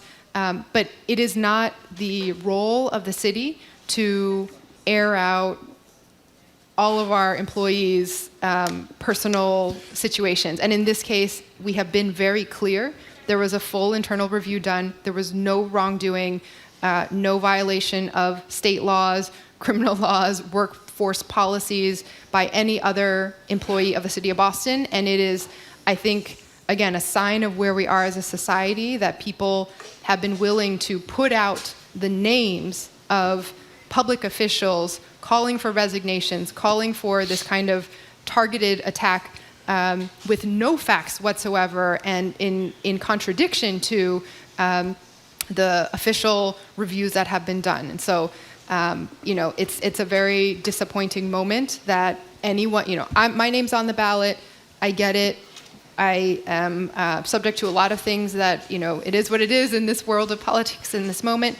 But there are many members of our team who serve at all different levels who are constantly being hauled out and their names questioned and personal information floated to sometimes very intense consequences for their own personal safety and their own personal life. And it's just something that's incredibly irresponsible to be doing. Okay, we are running down time, but a bunch of people, I don't know, are texting about your summer safety plan. I'm interested because Isaac Gablo, who's involved, I knew when he was a little boy. He was a wonderful little boy. He's a great grown man, I should say. I know he works for you and works on this. In a minute, what is this summer safety plan you announced with him and Michael Cox and obviously you? Yeah, over the last 3 years, we've had an approach that community safety takes all of us all year round. And so it's really been every department, every sector of the city, every dollar that we spend on housing affordability is in fact around violence prevention, and same with jobs and all of that. But there is a focus on the summer months as being a time where we need to have even more heightened resources and awareness and just vigilance. So it's a combination of our first responders and public safety, block grants and community activation, direct outreach to those who might be pulled into violence, and really targeting prevention efforts. And also this year, with the partnership of the Cummings Foundation, who have now given $1 million to support the city's safety efforts to try to push us to be even more innovative. We're putting a special focus on domestic violence, which has been tied to a number of the homicides that have been reported recently in Boston, as well as other issues around homelessness and wraparound supports for everyone. Thanks, good. So, Mayor Wu, another quick question before you go. The great Joanne Chang and Christopher Myers and Chang and the Cars Flower Bakery are having the grand opening. I believe it's tomorrow, of the newest flower in their little empire, I guess. Tell us about where it's going to be and what's going on. And she's going to be there, yes? It's so fun, yes. We had to reschedule it because of poor weather, but they've been open for some time in the kiosk on Boston Common. Yeah. And I've been 2 times already, the long lines already, no matter the weather. I'm really excited. They have some new menu items for the special kiosk. So they do hot dogs there that my kids really like. They're doing ice cream for the first time. Soft serve. We had some. It was great. They have a special morning bun that is in the shape of the Embrace Memorial. It's fantastic. I'm so grateful for Flower, for Joanne and Chris and their entire team for being so committed to Boston. It's a perfect business in the perfect spot. So I hope everyone checks it out and supports them. How many hot dogs have you had in your whole life, Mayor? Well, you don't look like a hot dog kind of person. No, I'm a 2 hot dog order at Sully's. You are not. We do that probably 2-3 times a month. So I've probably had 1,000 hot dogs in my life. And then you say no disrespect to Sully's, Best hot dog I've had in Boston is at Flower. Have you had one of those I have not yet? had the flour ones yet. Whether in the God. brioche bun, which kind of makes a big God. difference. But Sully's is pretty good too. And James the Beard playgrounds Award there, winner. and they're beautiful. You can walk around that walkway in South Boston. People haven't done that. That's really gorgeous. And see the kite, the kite surfers. And the seagulls are calm this year. The seagulls are calm. Good. That's right. Mayor Wu, thank you very much for coming. Thank you so much for your time. We really appreciate hope it. the baby's doing great. Thank you very much to Mayor Wu. We'll see you on June 17th for the next edition of Ask the Mayor. Thanks again for coming in, Mayor Wu. Great.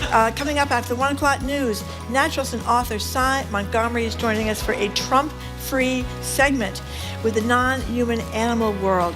We're going to talk about this woman who was encountering a shark, getting rope out of the shark's mouth, and we're going to talk about the lifelong friendships that can form among birds, and also how to keep birds from dying when they run into tall buildings like the Prue or the Hancock Tower. You're listening to Boston Public Radio 89.7 GBH, live from the Boston Public Library and streaming at youtube.com/GBH News.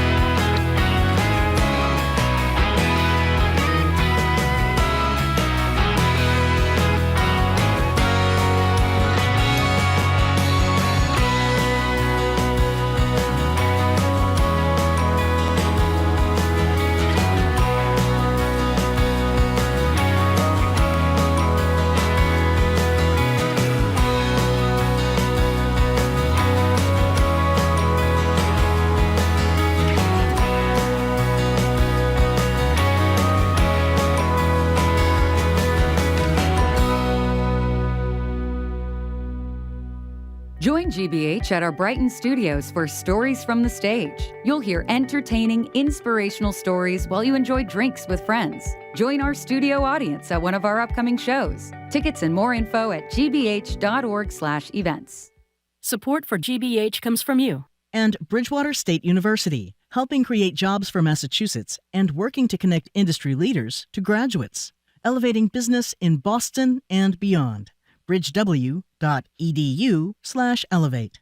And Mass General Brigham Health Plan, ranked #1 in member satisfaction among commercial health plans in Massachusetts by J.D. Power for the second consecutive year. Details at mgbhp.org/everyday. You're listening to 89.7 WGBH HD1 Boston. Online at gbhnews.org. GBH News. What matters to you? I'm Jared Bowen. Today on The Culture Show, Ron Chernow, the Pulitzer Prize-winning biographer who... I'm Jim Browdy, ahead on Hour 3 of BPR, live from the Boston Public Library. It's Animal Authority naturalist Cy Montgomery on an incredible real-life bare-handed shark rescue in Florida. We'll also get Cy's thoughts on the Belgians looking to make seagulls sexy again. Then it's Mara Dolan, public defender and governor's counselor, on day 2 of Lawyers for Indigent Defendants not taking any new cases. I'm Marjorie Egan. Then it's our annual BPR Spelling Bee as dozens of courageous kids go head-to-head on the Scripps National Spelling Bee. Think you've got what it takes? Confident you can spell words like Secretariat, Belichick, or Dickey? Now's your shot at glory. Call at 877-301-8970 to play. Not available to texters. No prizes of any monetary value. Restrictions may apply. See website for details. That's next on the third hour of BPR, 89.7 GBH, live from the BPL. Lakshmi Singh. President Trump in the Oval Office moments ago accuses Democrats of playing a political game and roundly opposing a massive legislation of tax and domestic spending cuts. We don't have one Democrat vote.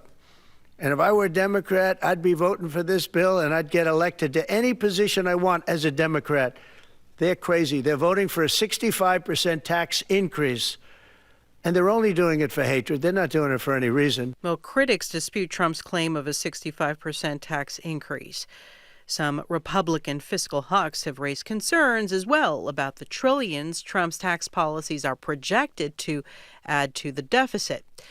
Meanwhile, a federal judge has ruled that a lawsuit alleging Elon Musk and the Department of Government Efficiency are illegally wielding power over federal government operations can move forward. NPR's Stephen Fowler has details. Several Democratic state attorneys general say Elon Musk has been illegally given similar power to cabinet officials without being confirmed by the Senate. Judge Tanya Chutkan found the plaintiffs provided enough initial evidence to allow those claims to continue. The ruling highlights the often conflicting descriptions of the power Musk and the Doge entity have been given to implement President Trump's agenda, and how efforts to downplay that power in court have been undermined by public statements and actions. Stephen Fowler, NPR News, Atlanta. The Israeli military has killed a senior Hamas leader and military commander in Gaza. That, according to Israeli Prime Minister Benjamin Netanyahu. Netanyahu made the announcement while speaking to Parliament today. NPR's Hadil Al-Shalchi has more from Tel Aviv. Mohammed Sinwar became the de facto leader of Hamas in Gaza last year after the Israeli military killed his brother Yahya Sinwar, the leader of Hamas at the time. Earlier this month, the Israeli military carried out a series of airstrikes around a hospital in Khan Yunis in the south of Gaza.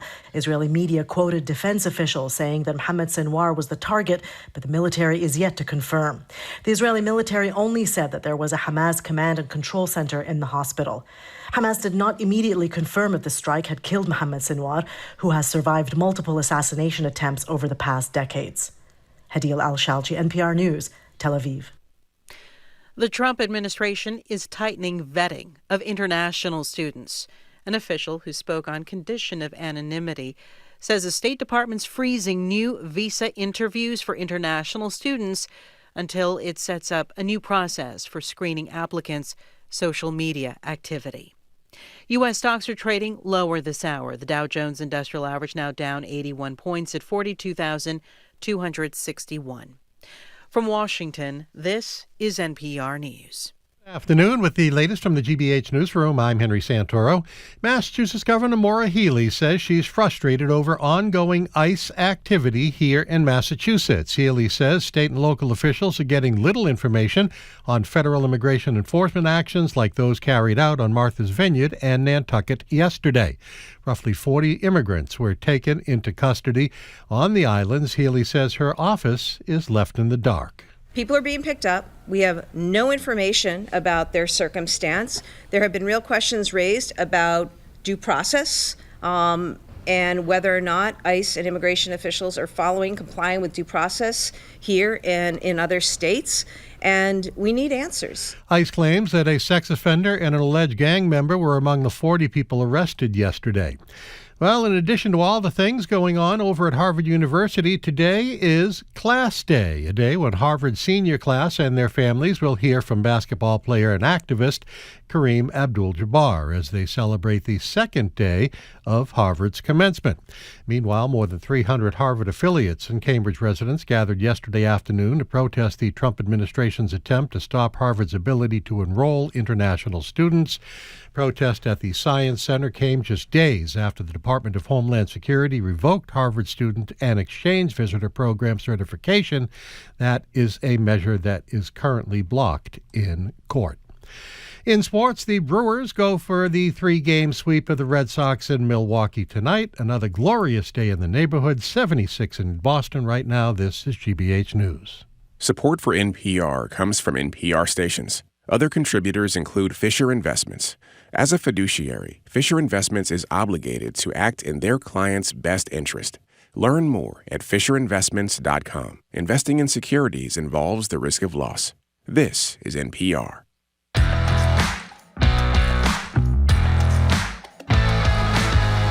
Welcome to hour number 3 of Boston Public Radio. Jim Browdy and Marjorie Egan, thank you very much. We are broadcasting live from the Boston Public Library and streaming at youtube.com/GBH News. And boy, am I ready to talk to Simon Montgomery. You are? Yes. Well, let's do that then. We're joined now on Zoom by not just the pride of Hancock, New Hampshire, but the pride of BPR, I should say. Naturalist and author Simon Montgomery. Your latest terrific book is What the Chicken Knows, a new appreciation of the world's most familiar bird. Hello there, Simon Montgomery. Hello there, Jim Browdy and Marjorie Egan. Hello, Cy. So let's start with some pictures here. You and our producer, Zoe, have gotten quite tight, and she sent us some pictures involving your turtles. So tell us what you were doing, and can we see the pictures of the beautiful blue turtles? Look at the color of that turtle. That is incredible. Aren't they beautiful? What were you doing, Cy? These are wood turtles, and I and some other folks who protect a nesting site have permission from the state to head start these baby turtles.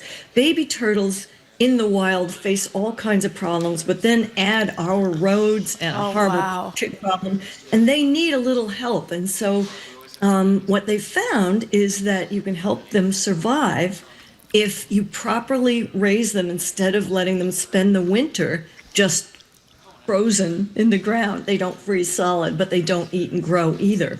So I've taken care of different species of turtles for several years now. And this year, I had wood turtles who are endangered. And Howard decreed that they should be named Woody Guthrie, Woody Herman, and then I named another one Rachel Berquist because she was the marketing person who handled On Time and Turtles, one of my books. So these turtles, they started out so little, they were like the size of a coin, so little and dear. And then they got to be about the size of maybe a really cheap English muffin. And Zoe was with us when we let them go at their nesting area. And their mother, by the way, we know who their mother is. She's a turtle named Barbie, because she has an injury to her shell, giving her, unlike a turtle's rotund shape, typically, she has a little waistline going there. Oh, gosh. And she hasn't been seen this year yet, but last year, we know she laid the 5 eggs that turned into my 3 babies and 2 others who were also had started. You know, sorry, one of the, I'm sorry, Marty, I was just going to ask, how do you raise them? You mentioned that they might not survive in the cold outside, but what do you do to bring them through their gestation? Well, what you do is you feed them, you heat their tank. They lived in a 40-gallon tank, which was heated, so they didn't really experience winter. Yeah. So they ate and they grew. Okay. Now, normally, what they would do is just spend the winter underground doing nothing. And when they arise in the spring, they're these itty bitty tiny things that even a fish or a frog can eat. Oh, okay. But fish or a frog wasn't going to be able to choke down my woodies. They were too big. And it was so cool seeing 2 of them kind of went into the water and hid under a log. That was really cool.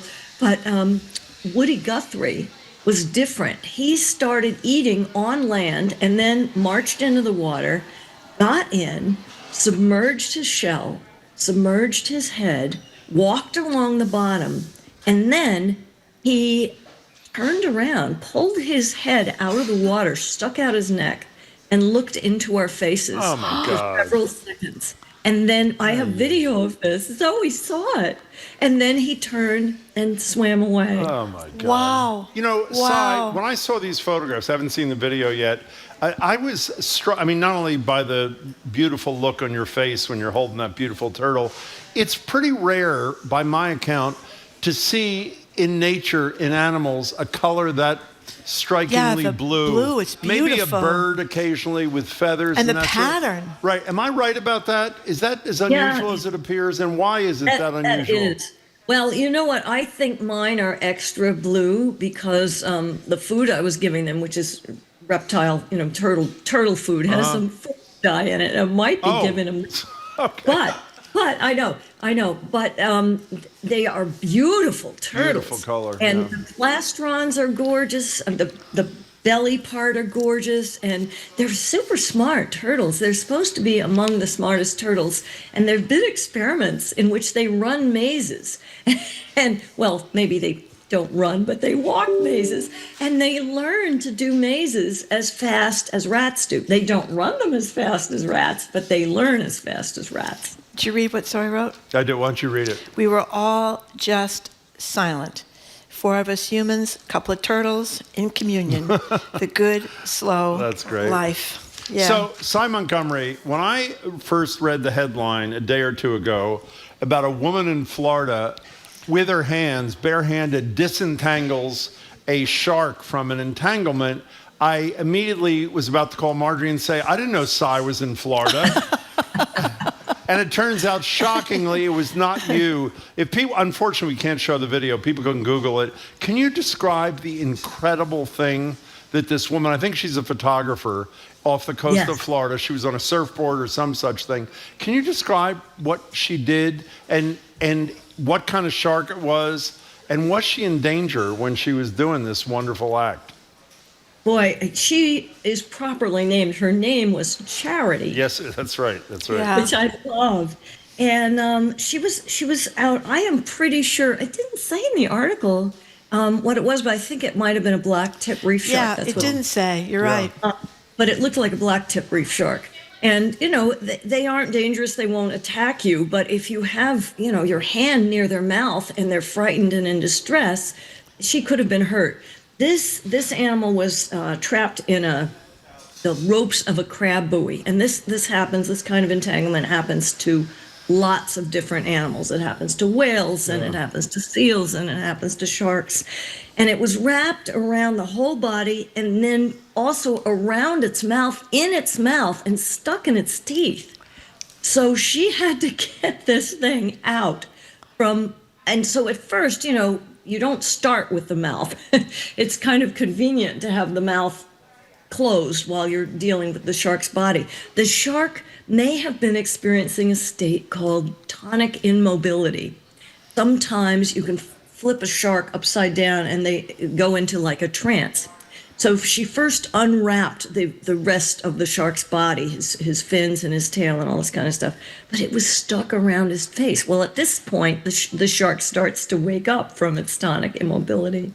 And she's going, let go, let go, let go. She's talking to the shark, who I'm sure does not speak English, but may have understood, here's somebody trying to help. Of course, to let go, the shark had to open its mouth. Right. And she didn't even have dive gloves on. No. She just had bare hands. And the shark did not seem to make any effort to bite her at all. And the one time the woman screamed, it was with joy when the shark swam right off. Yeah, great. She's holding it by the rope and trying to get it to open its mouth, like you say, and it finally just did. But she's inches away from the shark. Oh my God, she's on a little paddleboard. She could have been. She's right next to it. Yeah, right next to it. And then it was so joyful when it did swim away. It was obviously very relieved to be freed. Can I mention one other thing? Since you mentioned entanglement and you mentioned it doesn't just happen to sharks like this, but to whales. A guy who's been on our show used to be working at the Globe, mostly doing environmental reporting. David Abel did a fabulous film about climate change and how it's leading to greater entanglement of whales. It's a beautiful and painful story. It's called Entangled, and if you Google it, it's, in fact, the website is entangled-film, entangled-film.com, and it's really worth checking out. It's a really powerful film. And just as a quick aside, because we've got so many stories, we had a story about how humpback whales, one of the reasons they do get entangled is because their vision is so terrible, even though they've got those huge eyes, that they can't see these fishing lines oftentimes when they're about to get tangled in them. Yeah, this was wild. How did they know this? Some guy found like a whale eyeball that had been sitting in a jar for 12 years. And it was an eyeball from a whale who had been freshly killed rather than washed up, dead and rotting years later. And he was able to figure out first that they have low density of these cells that make for acute vision. And humans, for example, have 40,000 of them per square millimeter. Humpbacks have 180. Yeah. This is what makes for acute vision. And that means that they can't even see things like nets when they're close to them. I mean, the whale itself may be 2 or 3 body lengths away from a net and not be able to see it. So it's important that they did this research because they need to figure out a way that whales can be made aware of this. And unlike the toothed whales who use echolocation like dolphins, they throw out a series of clicks that help them see, almost like an ultrasound can see inside of a mother's belly and look at the baby. Humpbacks can't do that. Baleen whales don't do that. So what could they do? You said, as you said a second ago, hopefully this research will convince them, since the whales can't see these things until it's too late, that they have to do some accommodation. What could that accommodation be? Well, there might be a sound, not that's a good echolocation sound. There might be a sound that they could broadcast, or they might have, including in every so often along, every few feet, something large in the net that the whale could see. Right. And there are solutions to a lot of these things. In some cases, they aren't using them. But I was really shocked. 1,000 whales a day die entanglements around the world. And there are solutions for some of these things. There's like an on-call buoy that's been designed for lobstermen, so that the buoys aren't floating at the top where you're likely to tangle animals. When you want your buoy back, you can like electronically call it, and it will rise from the bottom. Yeah. So, there are technological solutions for this, but you got to know what senses you're dealing with. And then once you find the solution, you have to implement it. That's a perfect segue to another accommodation that was made in Illinois. Well, exactly, because of the birds that can't see the glass. Tell us about this lakeside center at McCormick Place where 41,000 birds have been killed between 1982 and 2024. By flying into the glass, right? By flying into the glass. There was this one particular building that was like several football fields size, and they would just smash into it, and they would find like 1,000 birds a day killed by this thing. Horrible. And tried various solutions. They tried to play the calls of birds of prey and have silhouettes of owls and hawks. They tried strips of netting, and nothing was working. But they stopped short of drawing curtains because they said, the people who rent from us, their view is really important. And, you weren't going to have your curtains drawn every single day. It was just a migration season. But then word got out about all these birds dying and the public outrage. This is what we all can do. Suddenly, the McCormick Place people grew a heart, and they consulted with the Field Museum, and what they came up with was these little dots that people don't even see, but birds do, and they're placed every 2 inches along the glass. It cost $1.2 million, but it was paid for by, I think, the state or maybe the city. I mean, McCormick Place didn't even have to pay for it. Apparently, it cut the deaths by over 90%. Isn't that great? Story for a low-tech solution too. I wondered about the Prue and the Hancock Tower. I was just going to say the Hancock was built before I got here, all glass. Yeah, was that happening I think here? a lot of birds get killed in the Hancock. I have no idea how many or how big of a problem it is if they've addressed this, but we could have asked the mayor. I didn't even think of it.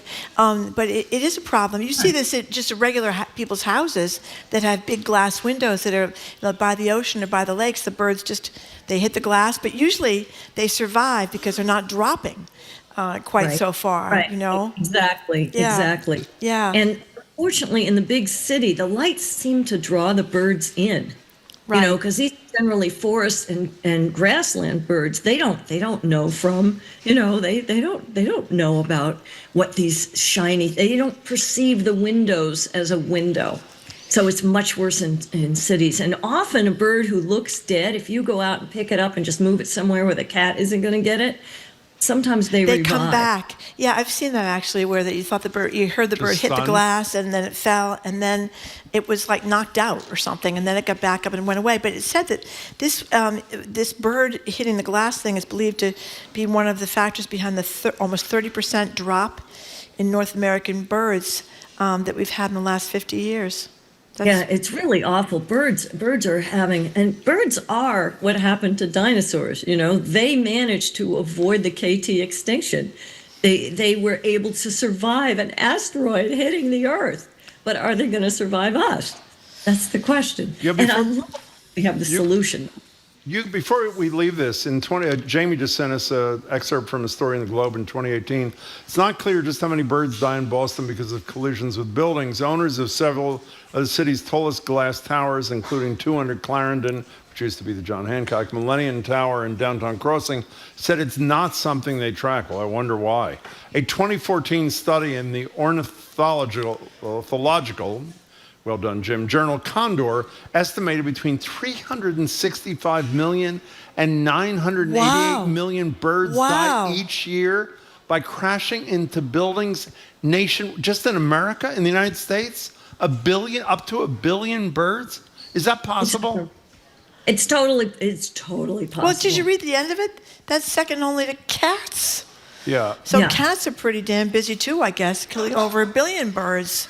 I used to hate that when my cat would bring the bird. We'll have to tape their mouths shut is the only thing I can think of but for they that. do. They bring you the bird and leave it in the front. Stupid. I know. You see the poor dead They're bird. giving you this wonderful gift. Yeah. It's like, oh, God. A dead bird. It's like, no, actually. And actually, outdoor cats, it's not good for the cats either, because outdoor cats, there was a study done at MSPCA that showed that, your outdoor cat is going to get eaten by a fish or run over by a car, get some horrible disease from another cat, get in a cat fight, get chased by a dog. It's true. It's better to have them live inside. But so many of us felt like, oh, it wants to be outside. But think of your teenage son. He wants to be drag racing down, but you don't let them do that. I had a cat that lived a rough and tumble life, rat bites, and then was finally, I saw him going down the street in the mouth of a black lab. Wait a second, that was your cat? Oh, my God. Yeah, fat boy. Wait a second, and the dog killed the cat? Dog killed it. And you broke saw its it neck. carrying? Oh. I know, Oh that my was God. terrible. I know. That is a Traumatized him. horrible- I've never gotten over it. It's many You've years never later. told me that story I for haven't told you obvious that story. No. Well, it's a terrible story. That's a horrible story. Terrible story. That's right. Okay. Why'd you tell it now? I don't know. We were talking about cats killing birds and cats getting killed, and it's true. Like Fat Boy lived a very, a lot. I think it would have been better lot had of you not assaults. told it, actually. Okay, in I'm sorry, retrospect. but it was terrible. It was terrible. It was Okay, terrible. fine. Okay, so the Globe had a big editorial yesterday talking about this harness racing of these horses, and talked about the number of deaths. There's been a lot of deaths we've heard about at places, even like the fancy places like Saratoga and Churchill Downs and stuff. But they said we should get rid of harness racing too, because it's terrible there as well for the horses. Plus we have a $20 million state subsidy, which subsidizes nothing, essentially, which is another joke. Yeah, it is weird that we spent $20 million on Plain Ridge horse racing. I think it's actually suspicious that is happening. Yeah, I don't know why that's happening. I wonder. It's not like a lot of jobs. There's like 25 employees. Very few. Horses died last year, and the horses should live 30, 40 years, They live a long time, horses. Yeah. And there's just no need for this. And you think of what could you do with $20 million a year? Just think of what you could do for wildlife or for sick people or for the environment, or just think of what you could be doing with that money other than subsidizing this cruel, unnecessary thing for a handful of people and a tiny handful of employees. How about, but stay on this just for a second, aside. How about in places where it's not just a handful, it's a critical industry, like in Kentucky? Are people who do what you do for a living against all horse racing because of the impact it has on the health of the horse, or are you not?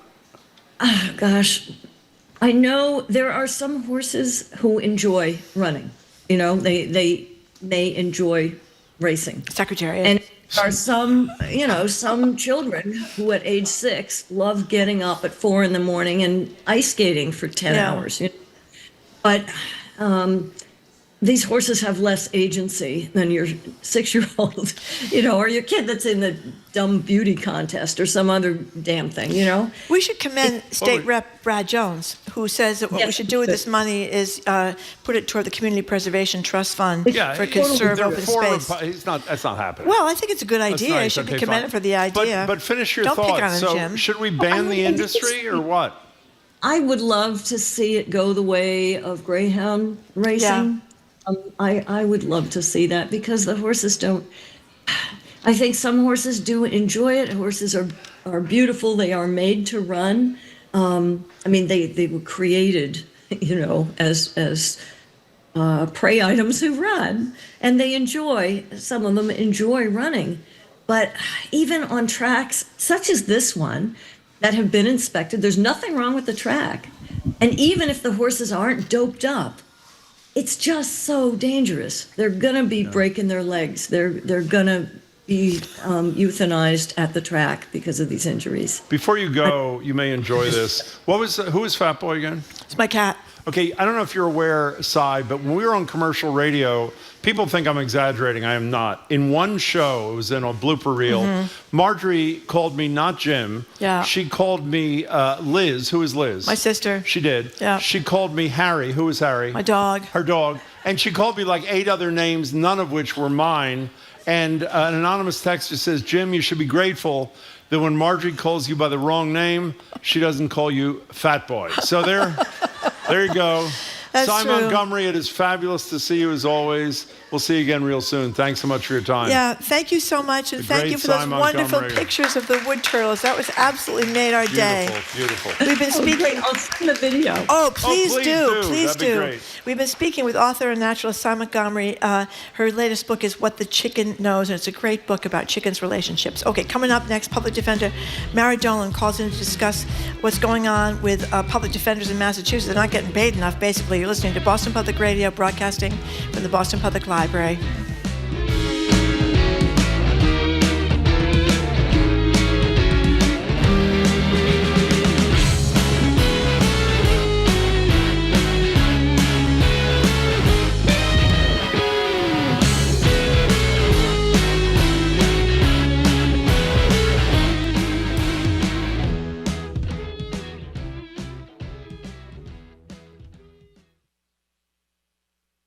Our programs are made possible thanks to you. And Polar Beverages, family made since 1882, founded in Worcester, Massachusetts by Dennis Crowley, offering a range of sparkling seltzers, mixers, and dry sodas. Product information and locations at polarbeverages.com. And Bridgewater State University, helping create jobs for Massachusetts. BSU's skilled graduates are recruited by today's industry leaders, elevating business in Boston and beyond. bridgew.edu/elevate. I'm Jared Bowen. Today on The Culture Show, Ron Chernow, the Pulitzer Prize-winning biographer whose book on Alexander Hamilton inspired the Broadway musical sensation. Now, in his latest biography, Chernow reveals the full, fascinating, and complex life of the writer long celebrated as the father of American literature, Mark Twain. That and more on The Culture Show today at 2 on 89.7 GBH.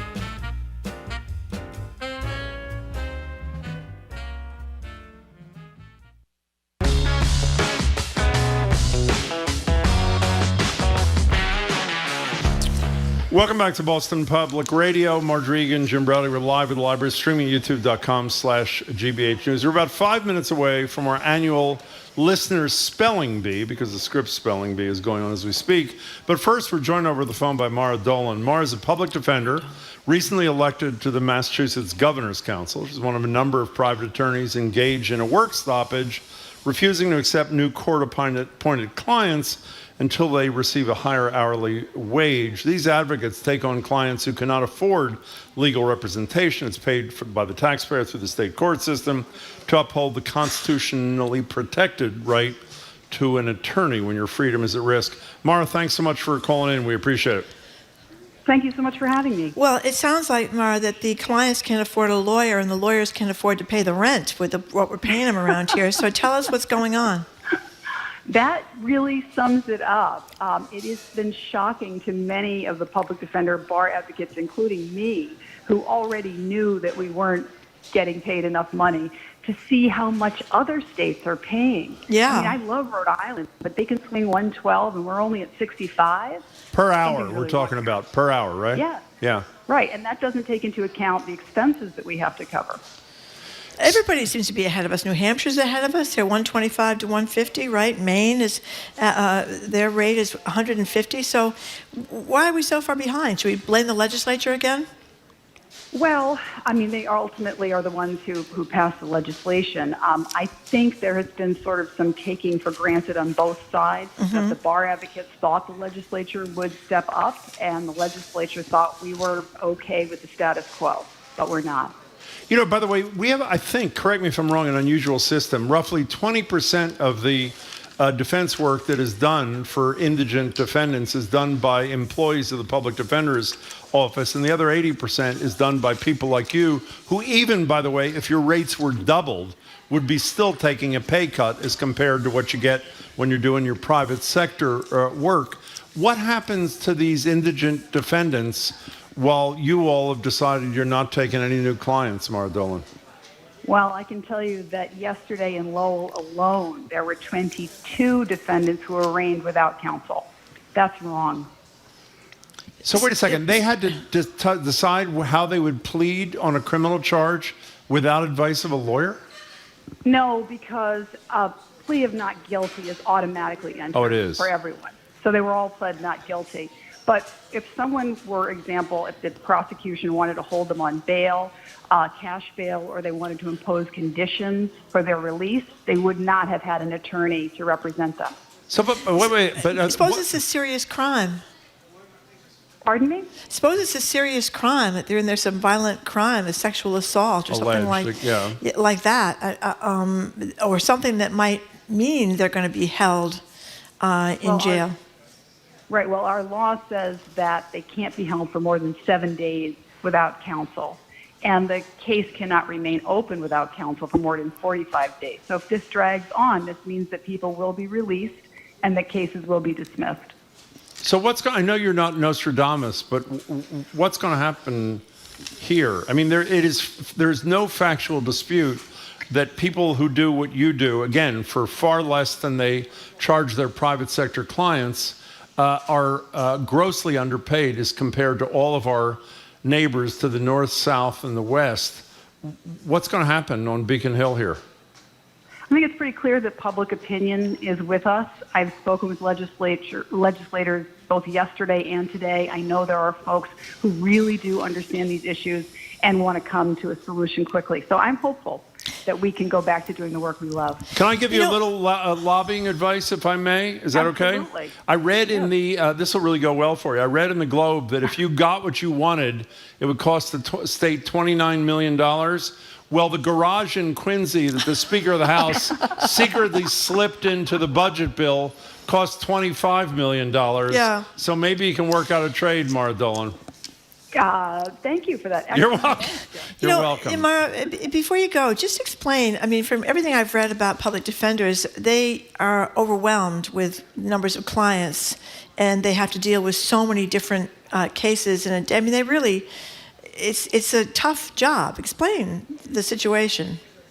It is a tough job, but the fact is, when you really help your client get to a better place, help them understand what's going on and what they need to do, or you simply defend them and they're found not guilty after trial or the cases are dismissed, it is tremendously rewarding. We love this work and we care about our clients. We want to make sure that there are enough public defender bar advocates. We're losing people all the time over this issue and we're not bringing in new people like we should. Hey, before you run away, are you the first public defender that has ever been elected to the Governor's Council? I am. That's pretty stunning, actually. Oh, that's right. Congratulations on your election. And I've heard things have improved up there. It used to be kind of a national embarrassment. You know who she replaced? The Governor's Council. You know who she replaced? Who'd you replace? Who'd you replace, Counselor? Not Devaney. She did, Marilyn Oh, my Devaney. goodness. Oh, my goodness. I did. I beat her in the primary, and I believe that the Governor's Council is the most collegial, highest functioning deliberative body in the United States today. Well, you've come a long way. I'll say that for you. Hey, Mara Dolan, we wish you and your colleagues good luck. And if people support what Mara and hundreds, if not thousands, of lawyers are doing to support and represent indigent defendants in the state, please call your legislator and tell them to cut a fair deal and to cut it quickly. Mara Dolan, thanks so much for your call. Yeah, thank you very much, Maren. Good luck with this. Well-deserved a raise. My goodness. Thank you. I think she's gone. Coming up after this quick pause is Coming what? up after this quick pause, this is another moldy chestnut. It's not moldy Jim at all. It's not moldy. No, we've been doing it forever. It is not moldy. These ridiculously hard It words is that not nobody moldy. knows how to spell. Go ahead. It's a BPR classic, but we're going to do it a little differently. We're not just going to give you ridiculous words. We're going to give you more common words. Do you want to explain what it is before you say it? It's a spelling bee. It's our annual spelling bee. Yes, it is. Moldy chestnut. It's not moldy. You're listening to... It's very moldy. You're listening to Boston Public Radio, 89.7 GBH, live from the Boston Public Library, and streaming at youtube.com/GBH News.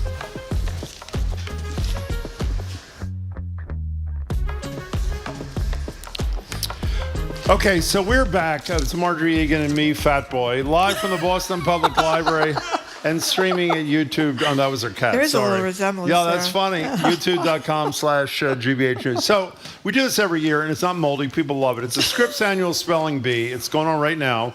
We do what we do every year with a little bit of a change. We're going to test your ability to spell better than a middle schooler. Historically, listeners, let's be honest, haven't fared too well in this challenge, and neither have we, frankly. You call 877-301-8970. Here's how it's different. We're going to give you an actual word. We'll do the best pronunciation we can, and we'll give you the definition of a word that is actually in the Scripps Spelling Bee. When you get that wrong, which almost all of you will, we are going to give you a simpler word that is on the list of Merriam-Webster's most commonly misspelled words. Right. Every one of those you know. But to participate in this excellent contest, you have to call 877-301-8970. I'm going to give you a word. You always say these are so impossible. Yeah. They have some reasonable ones. Don't look. I'm going to give you a word. All right. That I know, I'm fairly sure you can spell. Okay. It's called, the word is cacophony. It's a noise so loud and messy it sounds like 5 toddlers playing the drums. Now, how do you spell cacophony? I think it's CACAPHONY. That is humiliating. That is actually, it's wrong. Oh, how do you spell it? CACOPHONY. Okay, I was wrong. Give me Okay, one. all right. While we're waiting for calls here. 877-301. Hemi Quaver. Wait, say it again. Say it again. Hemi Demi. I know that. I know it. Semi-quaver. How do you spell it? I mean, what's the definition? I didn't mean how do you spell it? It's a tiny musical note that only exists to stress out. I actually know this. Musicians or talk show hosts. I do know this. Okay, ready? Say it one more time.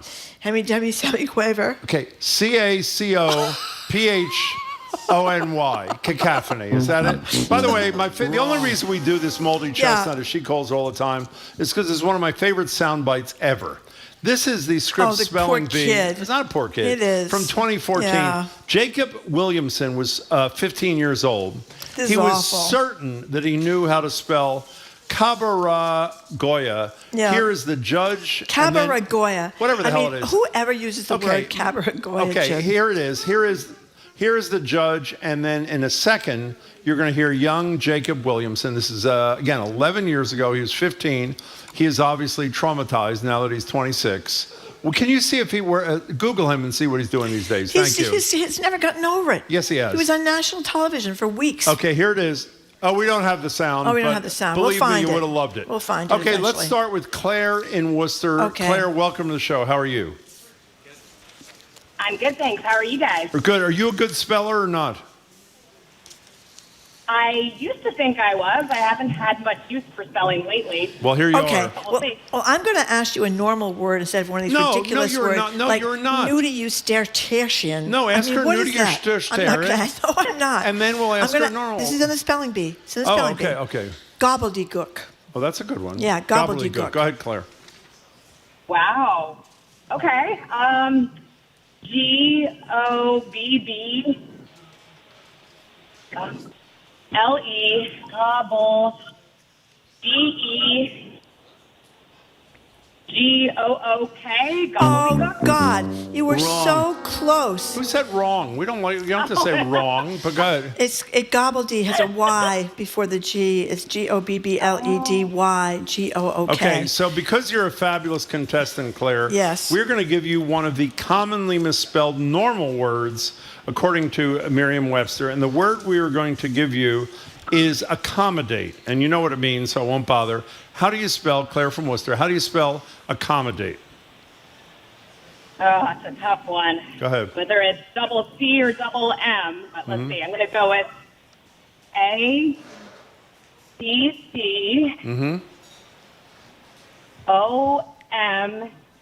A-C-C-O-M-E-T-E. Accommodate. You were so close. It is a double C and a double M. A-C-C-O-M-M-O-D-A-T-E. That's a hard one. Oh, man, I'm 0 for 2. No, but you were an excellent contestant. Call us again, Claire. Thank you for calling. We Okay, appreciate why it. don't you spell this one, Jim? By the way, do you mind if I give the- Happiophobia. I know how to spell that too.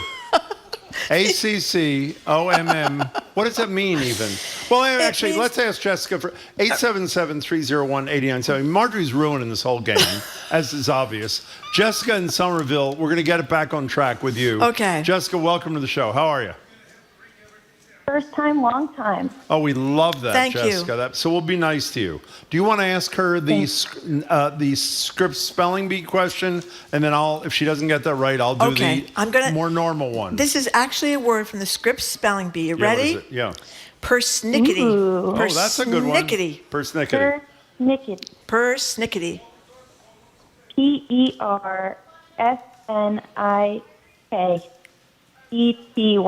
That is so close, it is painful. You left out one letter. What happened to the music? Persnick. It's a little late. Persnick. Nickety. But you were so close. Yeah. Okay, that's a reasonable word. That's not a crazy word. Okay, so here's a word for you that, again, is a semi-normal word that is often misspelled. And you know what the word is? Misspell. How do you spell misspell, Jessica? Missspelled. Yes, indeed. Let's hear it for Jessica. Very good. From Nice Somerville. job. Congratulations. That was excellent, Jessica. you. Thank you very much. That was an excellent first call and a great triumph for you and your family. Thank you, Jessica. The number is 877-301-8970. We're giving people a chance to spell these ridiculously hard words from the spelling bee, and then the normally ridiculously hard words that people might actually use in real life, like accommodate. Jim. Okay, so here we have the sound. We do have the sound. Of This the poor young kid. man. This is Stop with awful. it, poor man. It's Jacob terrible. Williamson, he was so excited in 2014 at the Scripps Spelling Bee because he knew that he knew how to spell Cabral. Here it is. Cabral. Cabral. I know it. I totally know it. Okay. Cabral. Cabaragoya.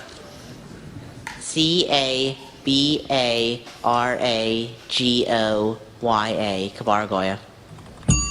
What? Oh, there was a K instead of a C. It was a K, and I saw that on television about 1,000,000 times. Do you know what Jacob said? I know it. I totally know it. Okay, we don't give a crap about your opinion. Well, obviously, you got to get it right, don't you, Marjorie Taylor We should look at the movie. What's the movie about the spelling bee that we... Bee? Isn't it called Bee or spelling? Yeah, these poor kids. They're whatever? practicing these words. Aquila and the Bee, they're practicing the words for like 9 million hours a week. Can't go out of the house. They're in the basement somewhere. Yeah, that's basically what it's about. Torture. I mean, if you know the word Cabaragoya, if you think you know how to spell it. Were you a good speller when you were a kid? Not particularly. I was. Oh, I'm sure you were, Jim. Oh, thank you. Jim is good at everything. And by the way, before Marjorie disparages our contest yet again, let's go to Kathy in Bedford. How are you, Kathy? Hi, I'm good. What's your confidence level before we even give you a word? What's your confidence level? Oh, maybe like a 6. Oh, that's actually quite good. Okay. So Marjorie first is going to draw from the list from the National Scripps Spelling Bee. Go ahead, Marjorie. Okay.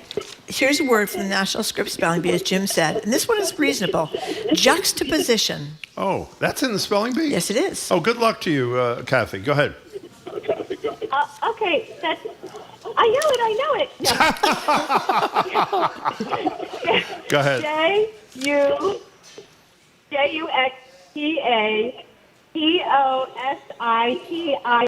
Woo! Very good. Very good. That was fantastic. So, Kathy, who's the first person you're going to call to tell you got the word right? Oh, probably no one. Well, you called us, so that's good enough. Kathy, that was excellent. That made our day. Hopefully it made yours too. Kathy, thank you very much for the call. We appreciate it. You know what's a word you say all the time, Jim? What? Kerfuffle. Okay, I know how to spell spell that. Well, now I don't want to be embarrassed. I'd say I know it's Kerfuffle. Very good. Thank you. Kerfuffle. Thank you. Nice job. Thank you. I'm going to give you one too. Oh, don't give me. You already gave me one. Abecedarian. Yeah, abecedarian. I can't even begin. Okay, neither can I. What does it mean? Okay, this is. It means a total newbie at something, like a baby learning to crawl. Abecedarian. Okay. Have you ever used that word in a sentence? No. Yes, I have. I actually used it with you last night. Okay. You were acting so abecedarian-like. And you were offended. Now, this is Karen from Cohasset who says, seeing whereas the National Spelling Bee is this week, the word is traitor. It is spelled Trump, is what she says. Oh, that's a good one. There you go. Thank you very much. Karen got a little drum thing. We won't give everybody your phone number in case something happens. Exactly. Okay. We don't know who she is or why she did it. Victoria from Worcester, what do you think? Hello, Victoria. Ready for the word? Yes, I'm ready. Okay. I hope I'm ready. You are ready. I can tell. You are really ready. Give her a word, Here's another Marjorie. word from the spelling bee. These are actually from the spelling bee, Yeah, Jim. go ahead. Rambunctious. RAMBUNCTIOUS. Very good. You know what I love about you, Victoria? Spellers. You didn't pause for You a didn't. split You went second. right at it. That was brilliant. You're a great speller, or what's the deal? Oh, thank you. Well, that one I knew. So you didn't ask me to spell restaurant. Okay. Oh, restaurant. Is that a tricky one? Well, can you spell restaurant, Victoria? Go ahead. RESTAURANT. Ding, ding, Very ding. good. Congratulations. Two in a row. Oh, yes. Thank you, Yeah. Victoria. You were a great contest I mean, those are participant. reasonable words. I'm like winter shins. Winter shins. Winter shins. WISOCHERNACO. No, that's wrong. Now, Yeah, Nathan winter Worcester's... shins, winter shins, moving counterclockwise or just the opposite direction of what everybody course. else is doing. Nathan Worcester. Can we read what Nathan Worcester said? Oh, I thought you were going to ask to spell Worcester. I know No. how to spell Worcester. Go ahead, spell Worcester. Okay, WORCESTER. There you Everyone knows go. that. In the 4th grade, I was in the spelling bee final against Raj Patel, and in front of the whole school, I misspelled the word failure. So I don't know if Nate. that's true, but it's a good story. Have you text back to tell us if you've recovered how this impacted the rest of your life? Because I think this impacted the rest of this poor kid's life that said, I know it, and everybody's making fun of him, just Now, like you did, Jim. We have an update on. Can we have the short version of young Jacob Williamson, please? I know it. I totally know it. I totally know it. So the Fort Myers News Press did a profile on Mr. Williamson last year. He's currently working in Sarasota for a coin grading service. Hello? A what? Exactly. The former internet sensation is also an event director with Spell Pundit. We created a bee that has all age eligibility for spellers above Scripps age. Williamson said via text, that's the most of what I do with spelling currently. Well, that is totally uninteresting. What is a coin grading service? It's what he does in Do you look Sarasota. at a bunch of nickels, dimes, and quarters And you say that's an A+, that's a C-. Exactly. I guess. Let's Okay, go. let's move on to Ryan in Vinyl Haven. Vinyl Haven. I Vinyl guess. Haven. I don't Where's know what Vinyl it is. Haven? It says Vinyl Haven. Where are you calling from? Vineyard Haven. Vineyard Haven. Okay. Vinyl Haven. Okay. VINYLHAVEN. We are Okay. really the worst We're really spelling good. staff like in history. Okay, Ryan, you ready? Go ahead, Ryan. Go ahead. Yeah, I think so. Okay. Quixotic. No, these are too easy. I'm getting them. I right don't off the care where they're spelling from. bee. You want me to give Everybody them- can spell. Okay. Well, spell Quixotic, and then we'll give you another one. QUIXOTIC. Exactly. That's I mean, right. ding, ding, ding. All Give right, them a real why word. don't you pick a hard one? Okay. How about nudie-eusterian? Who? Exactly. What is it exactly? Nudie-eusterian. Everybody knows that. What is it? Nudie-eustertian. Okay, well, what is it? Wait, Ryan, hold your thing there. What is the Thank you. What is the Spell secretariat. what is I know how the to spell definition secretariat. of nudihysterian? A ridiculously fancy way to say the day before yesterday. Okay, what's it called again? Nudie-eustertian. Okay, go ahead, Ryan. Go ahead, Ryan. Ooh. Yeah, it's crazy. Give it your best. Yeah, go ahead. Nudihysterian. Yeah. Eustertian. Hystertian. Nudie- HIS. Can I tell you something? Let me be fair here. Since Marjorie can't pronounce it and we have no idea where the hell you're from, we shouldn't even be asking you that question. So here's an easier one. You know why I can't pronounce it? They don't tell you how to pronounce it in the spelling bee Okay, good. instructions. Here is a word from the commonly misspelled words, Ryan, from Merriam-Webster. The word, and now people may think it's easy. It's not that easy. How do you spell broccoli? BROCCOLI. 2 C's. Very nicely Very done. good. Congratulations, Ryan. You're a Very good. superstar. Thank you for the call. We appreciate it. Ryan did quite well there. Broccoli and zucchini are often misspelled as well. That's another. That's They another are? one. Yeah, it's very I just tricky. said broccoli. Zucchini. By the way, NGC, and that's who Mr. Williamson works for, is Yeah. Numismatic Guarantee Corporation. I actually applied for a job there before I got this job. They are considered industry leaders in Okay. authenticating and grading coins Yeah. for collectors. What does numismatic mean? It means coin-like. No, it does. It has something to do with a coin. Okay. Very good. Numismatic. That is numismatic. correct. Numismatic. I discuss it every day. I had a numismatic day yesterday. Can I say one thing to you, if you don't mind? Yeah. I know it. I know it. I totally Okay, we know don't it. give a crap about your opinion. Okay, fine. Amanda and Sutton, you are our Hi, next Amanda. contestant. This is really not working out well. Hi, Amanda. How are you? Hi, guys. I'm well. How are you? We're good, and I like your strength in your voice. I feel good about your odds here. Marjorie's going to find you a word, and good luck to you. Go Okay, ahead. Jim has been criticizing me for giving 2 normal words, so this is not that normal, but I think you might be able to spell it. Mumpsimus means What? stubbornly sticking to a mistake, even when proven wrong. Mumpsimus. Thank you, Marjorie. Mumpsimus. Go ahead. Wow. I can't even tell if that's the word mump or... Well, assume that it is. Go with that. Go with that. Mumpsimus. Mumpsimus. Go ahead. Mumpsimus. Go ahead. Oh, my gosh. Okay. Mumpsimus. Yeah. Mumpsimus.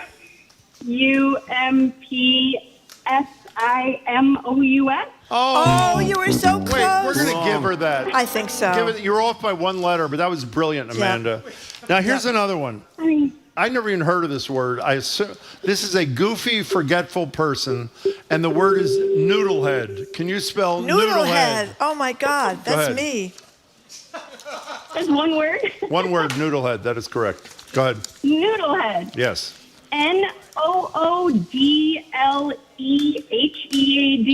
You are a genius. Amanda spelled noodle. How about a ding, ding, ding for Amanda? Thank you. Is noodlehead on the spelling list? Yeah, it's on the scripts thing. Amanda, thank you for your call. You were an excellent contestant. That was great.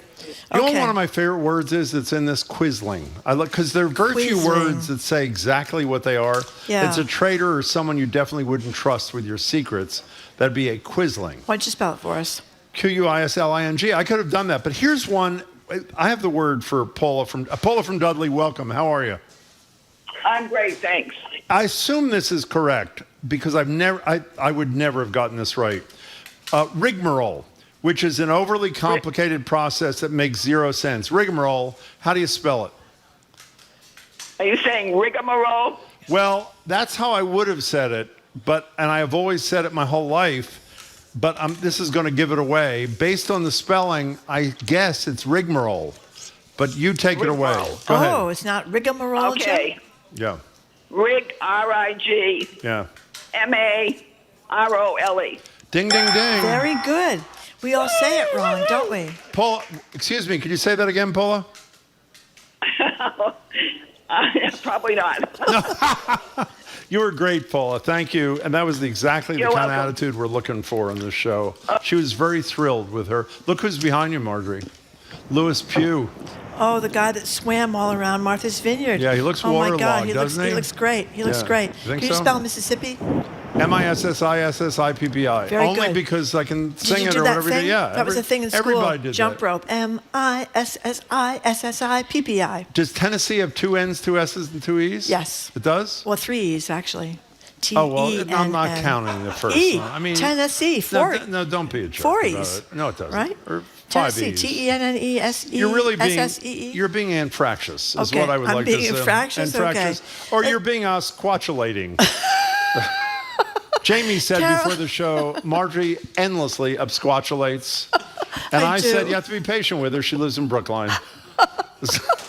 Nothing we can do. I'm So working Carol on it. and Cohasset, Hi, Carol. we're almost out of time. Yep. Can you spell upsquatulate? It means to Upsquatulate. run away so fast, people wonder if you were ever there. Upsquatulate. Go ahead, Carol.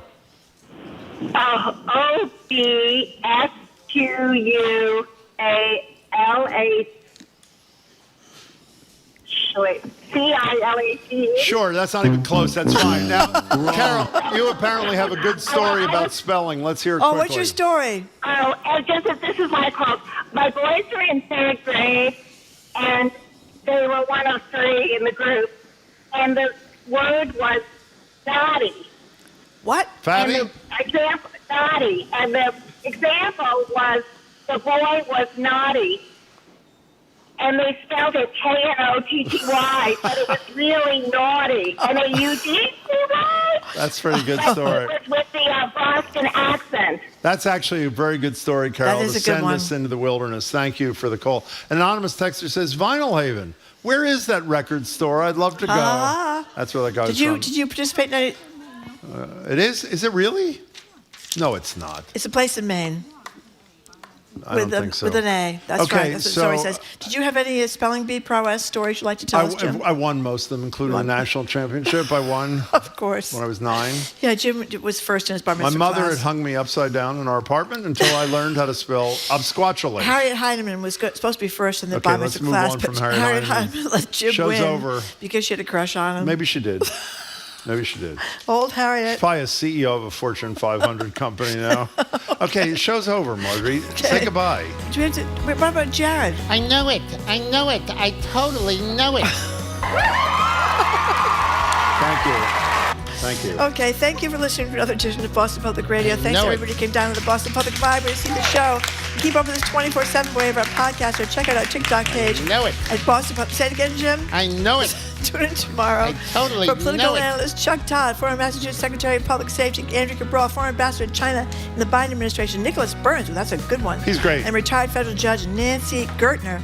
Our crew, Zoe Matthews, Aidan Conley, Nicole Garcia, Hannah Loss, our engineer John the Claw Parker, our executive producer Jane Bologna. Special thanks to our BPL staff, Maddie Guy, Patrick Lally, Juan Jose Cadena, our host of the Newsfeed Cafe, and across the street at the Lennox Hotel. I think Jared's got Ron Chernow on today. Just He wrote a does, book yeah. about Mark Twain, which would be great. And that's on the Culture Show, which begins right after us here on 89.7 GBH. Nice job on the spelling, Thank Jim. you. I'm Marjorie Egan. I'm Fat Boy Browdy. I mean, it is what it is. Do you know it? I know it. I totally know it. Okay.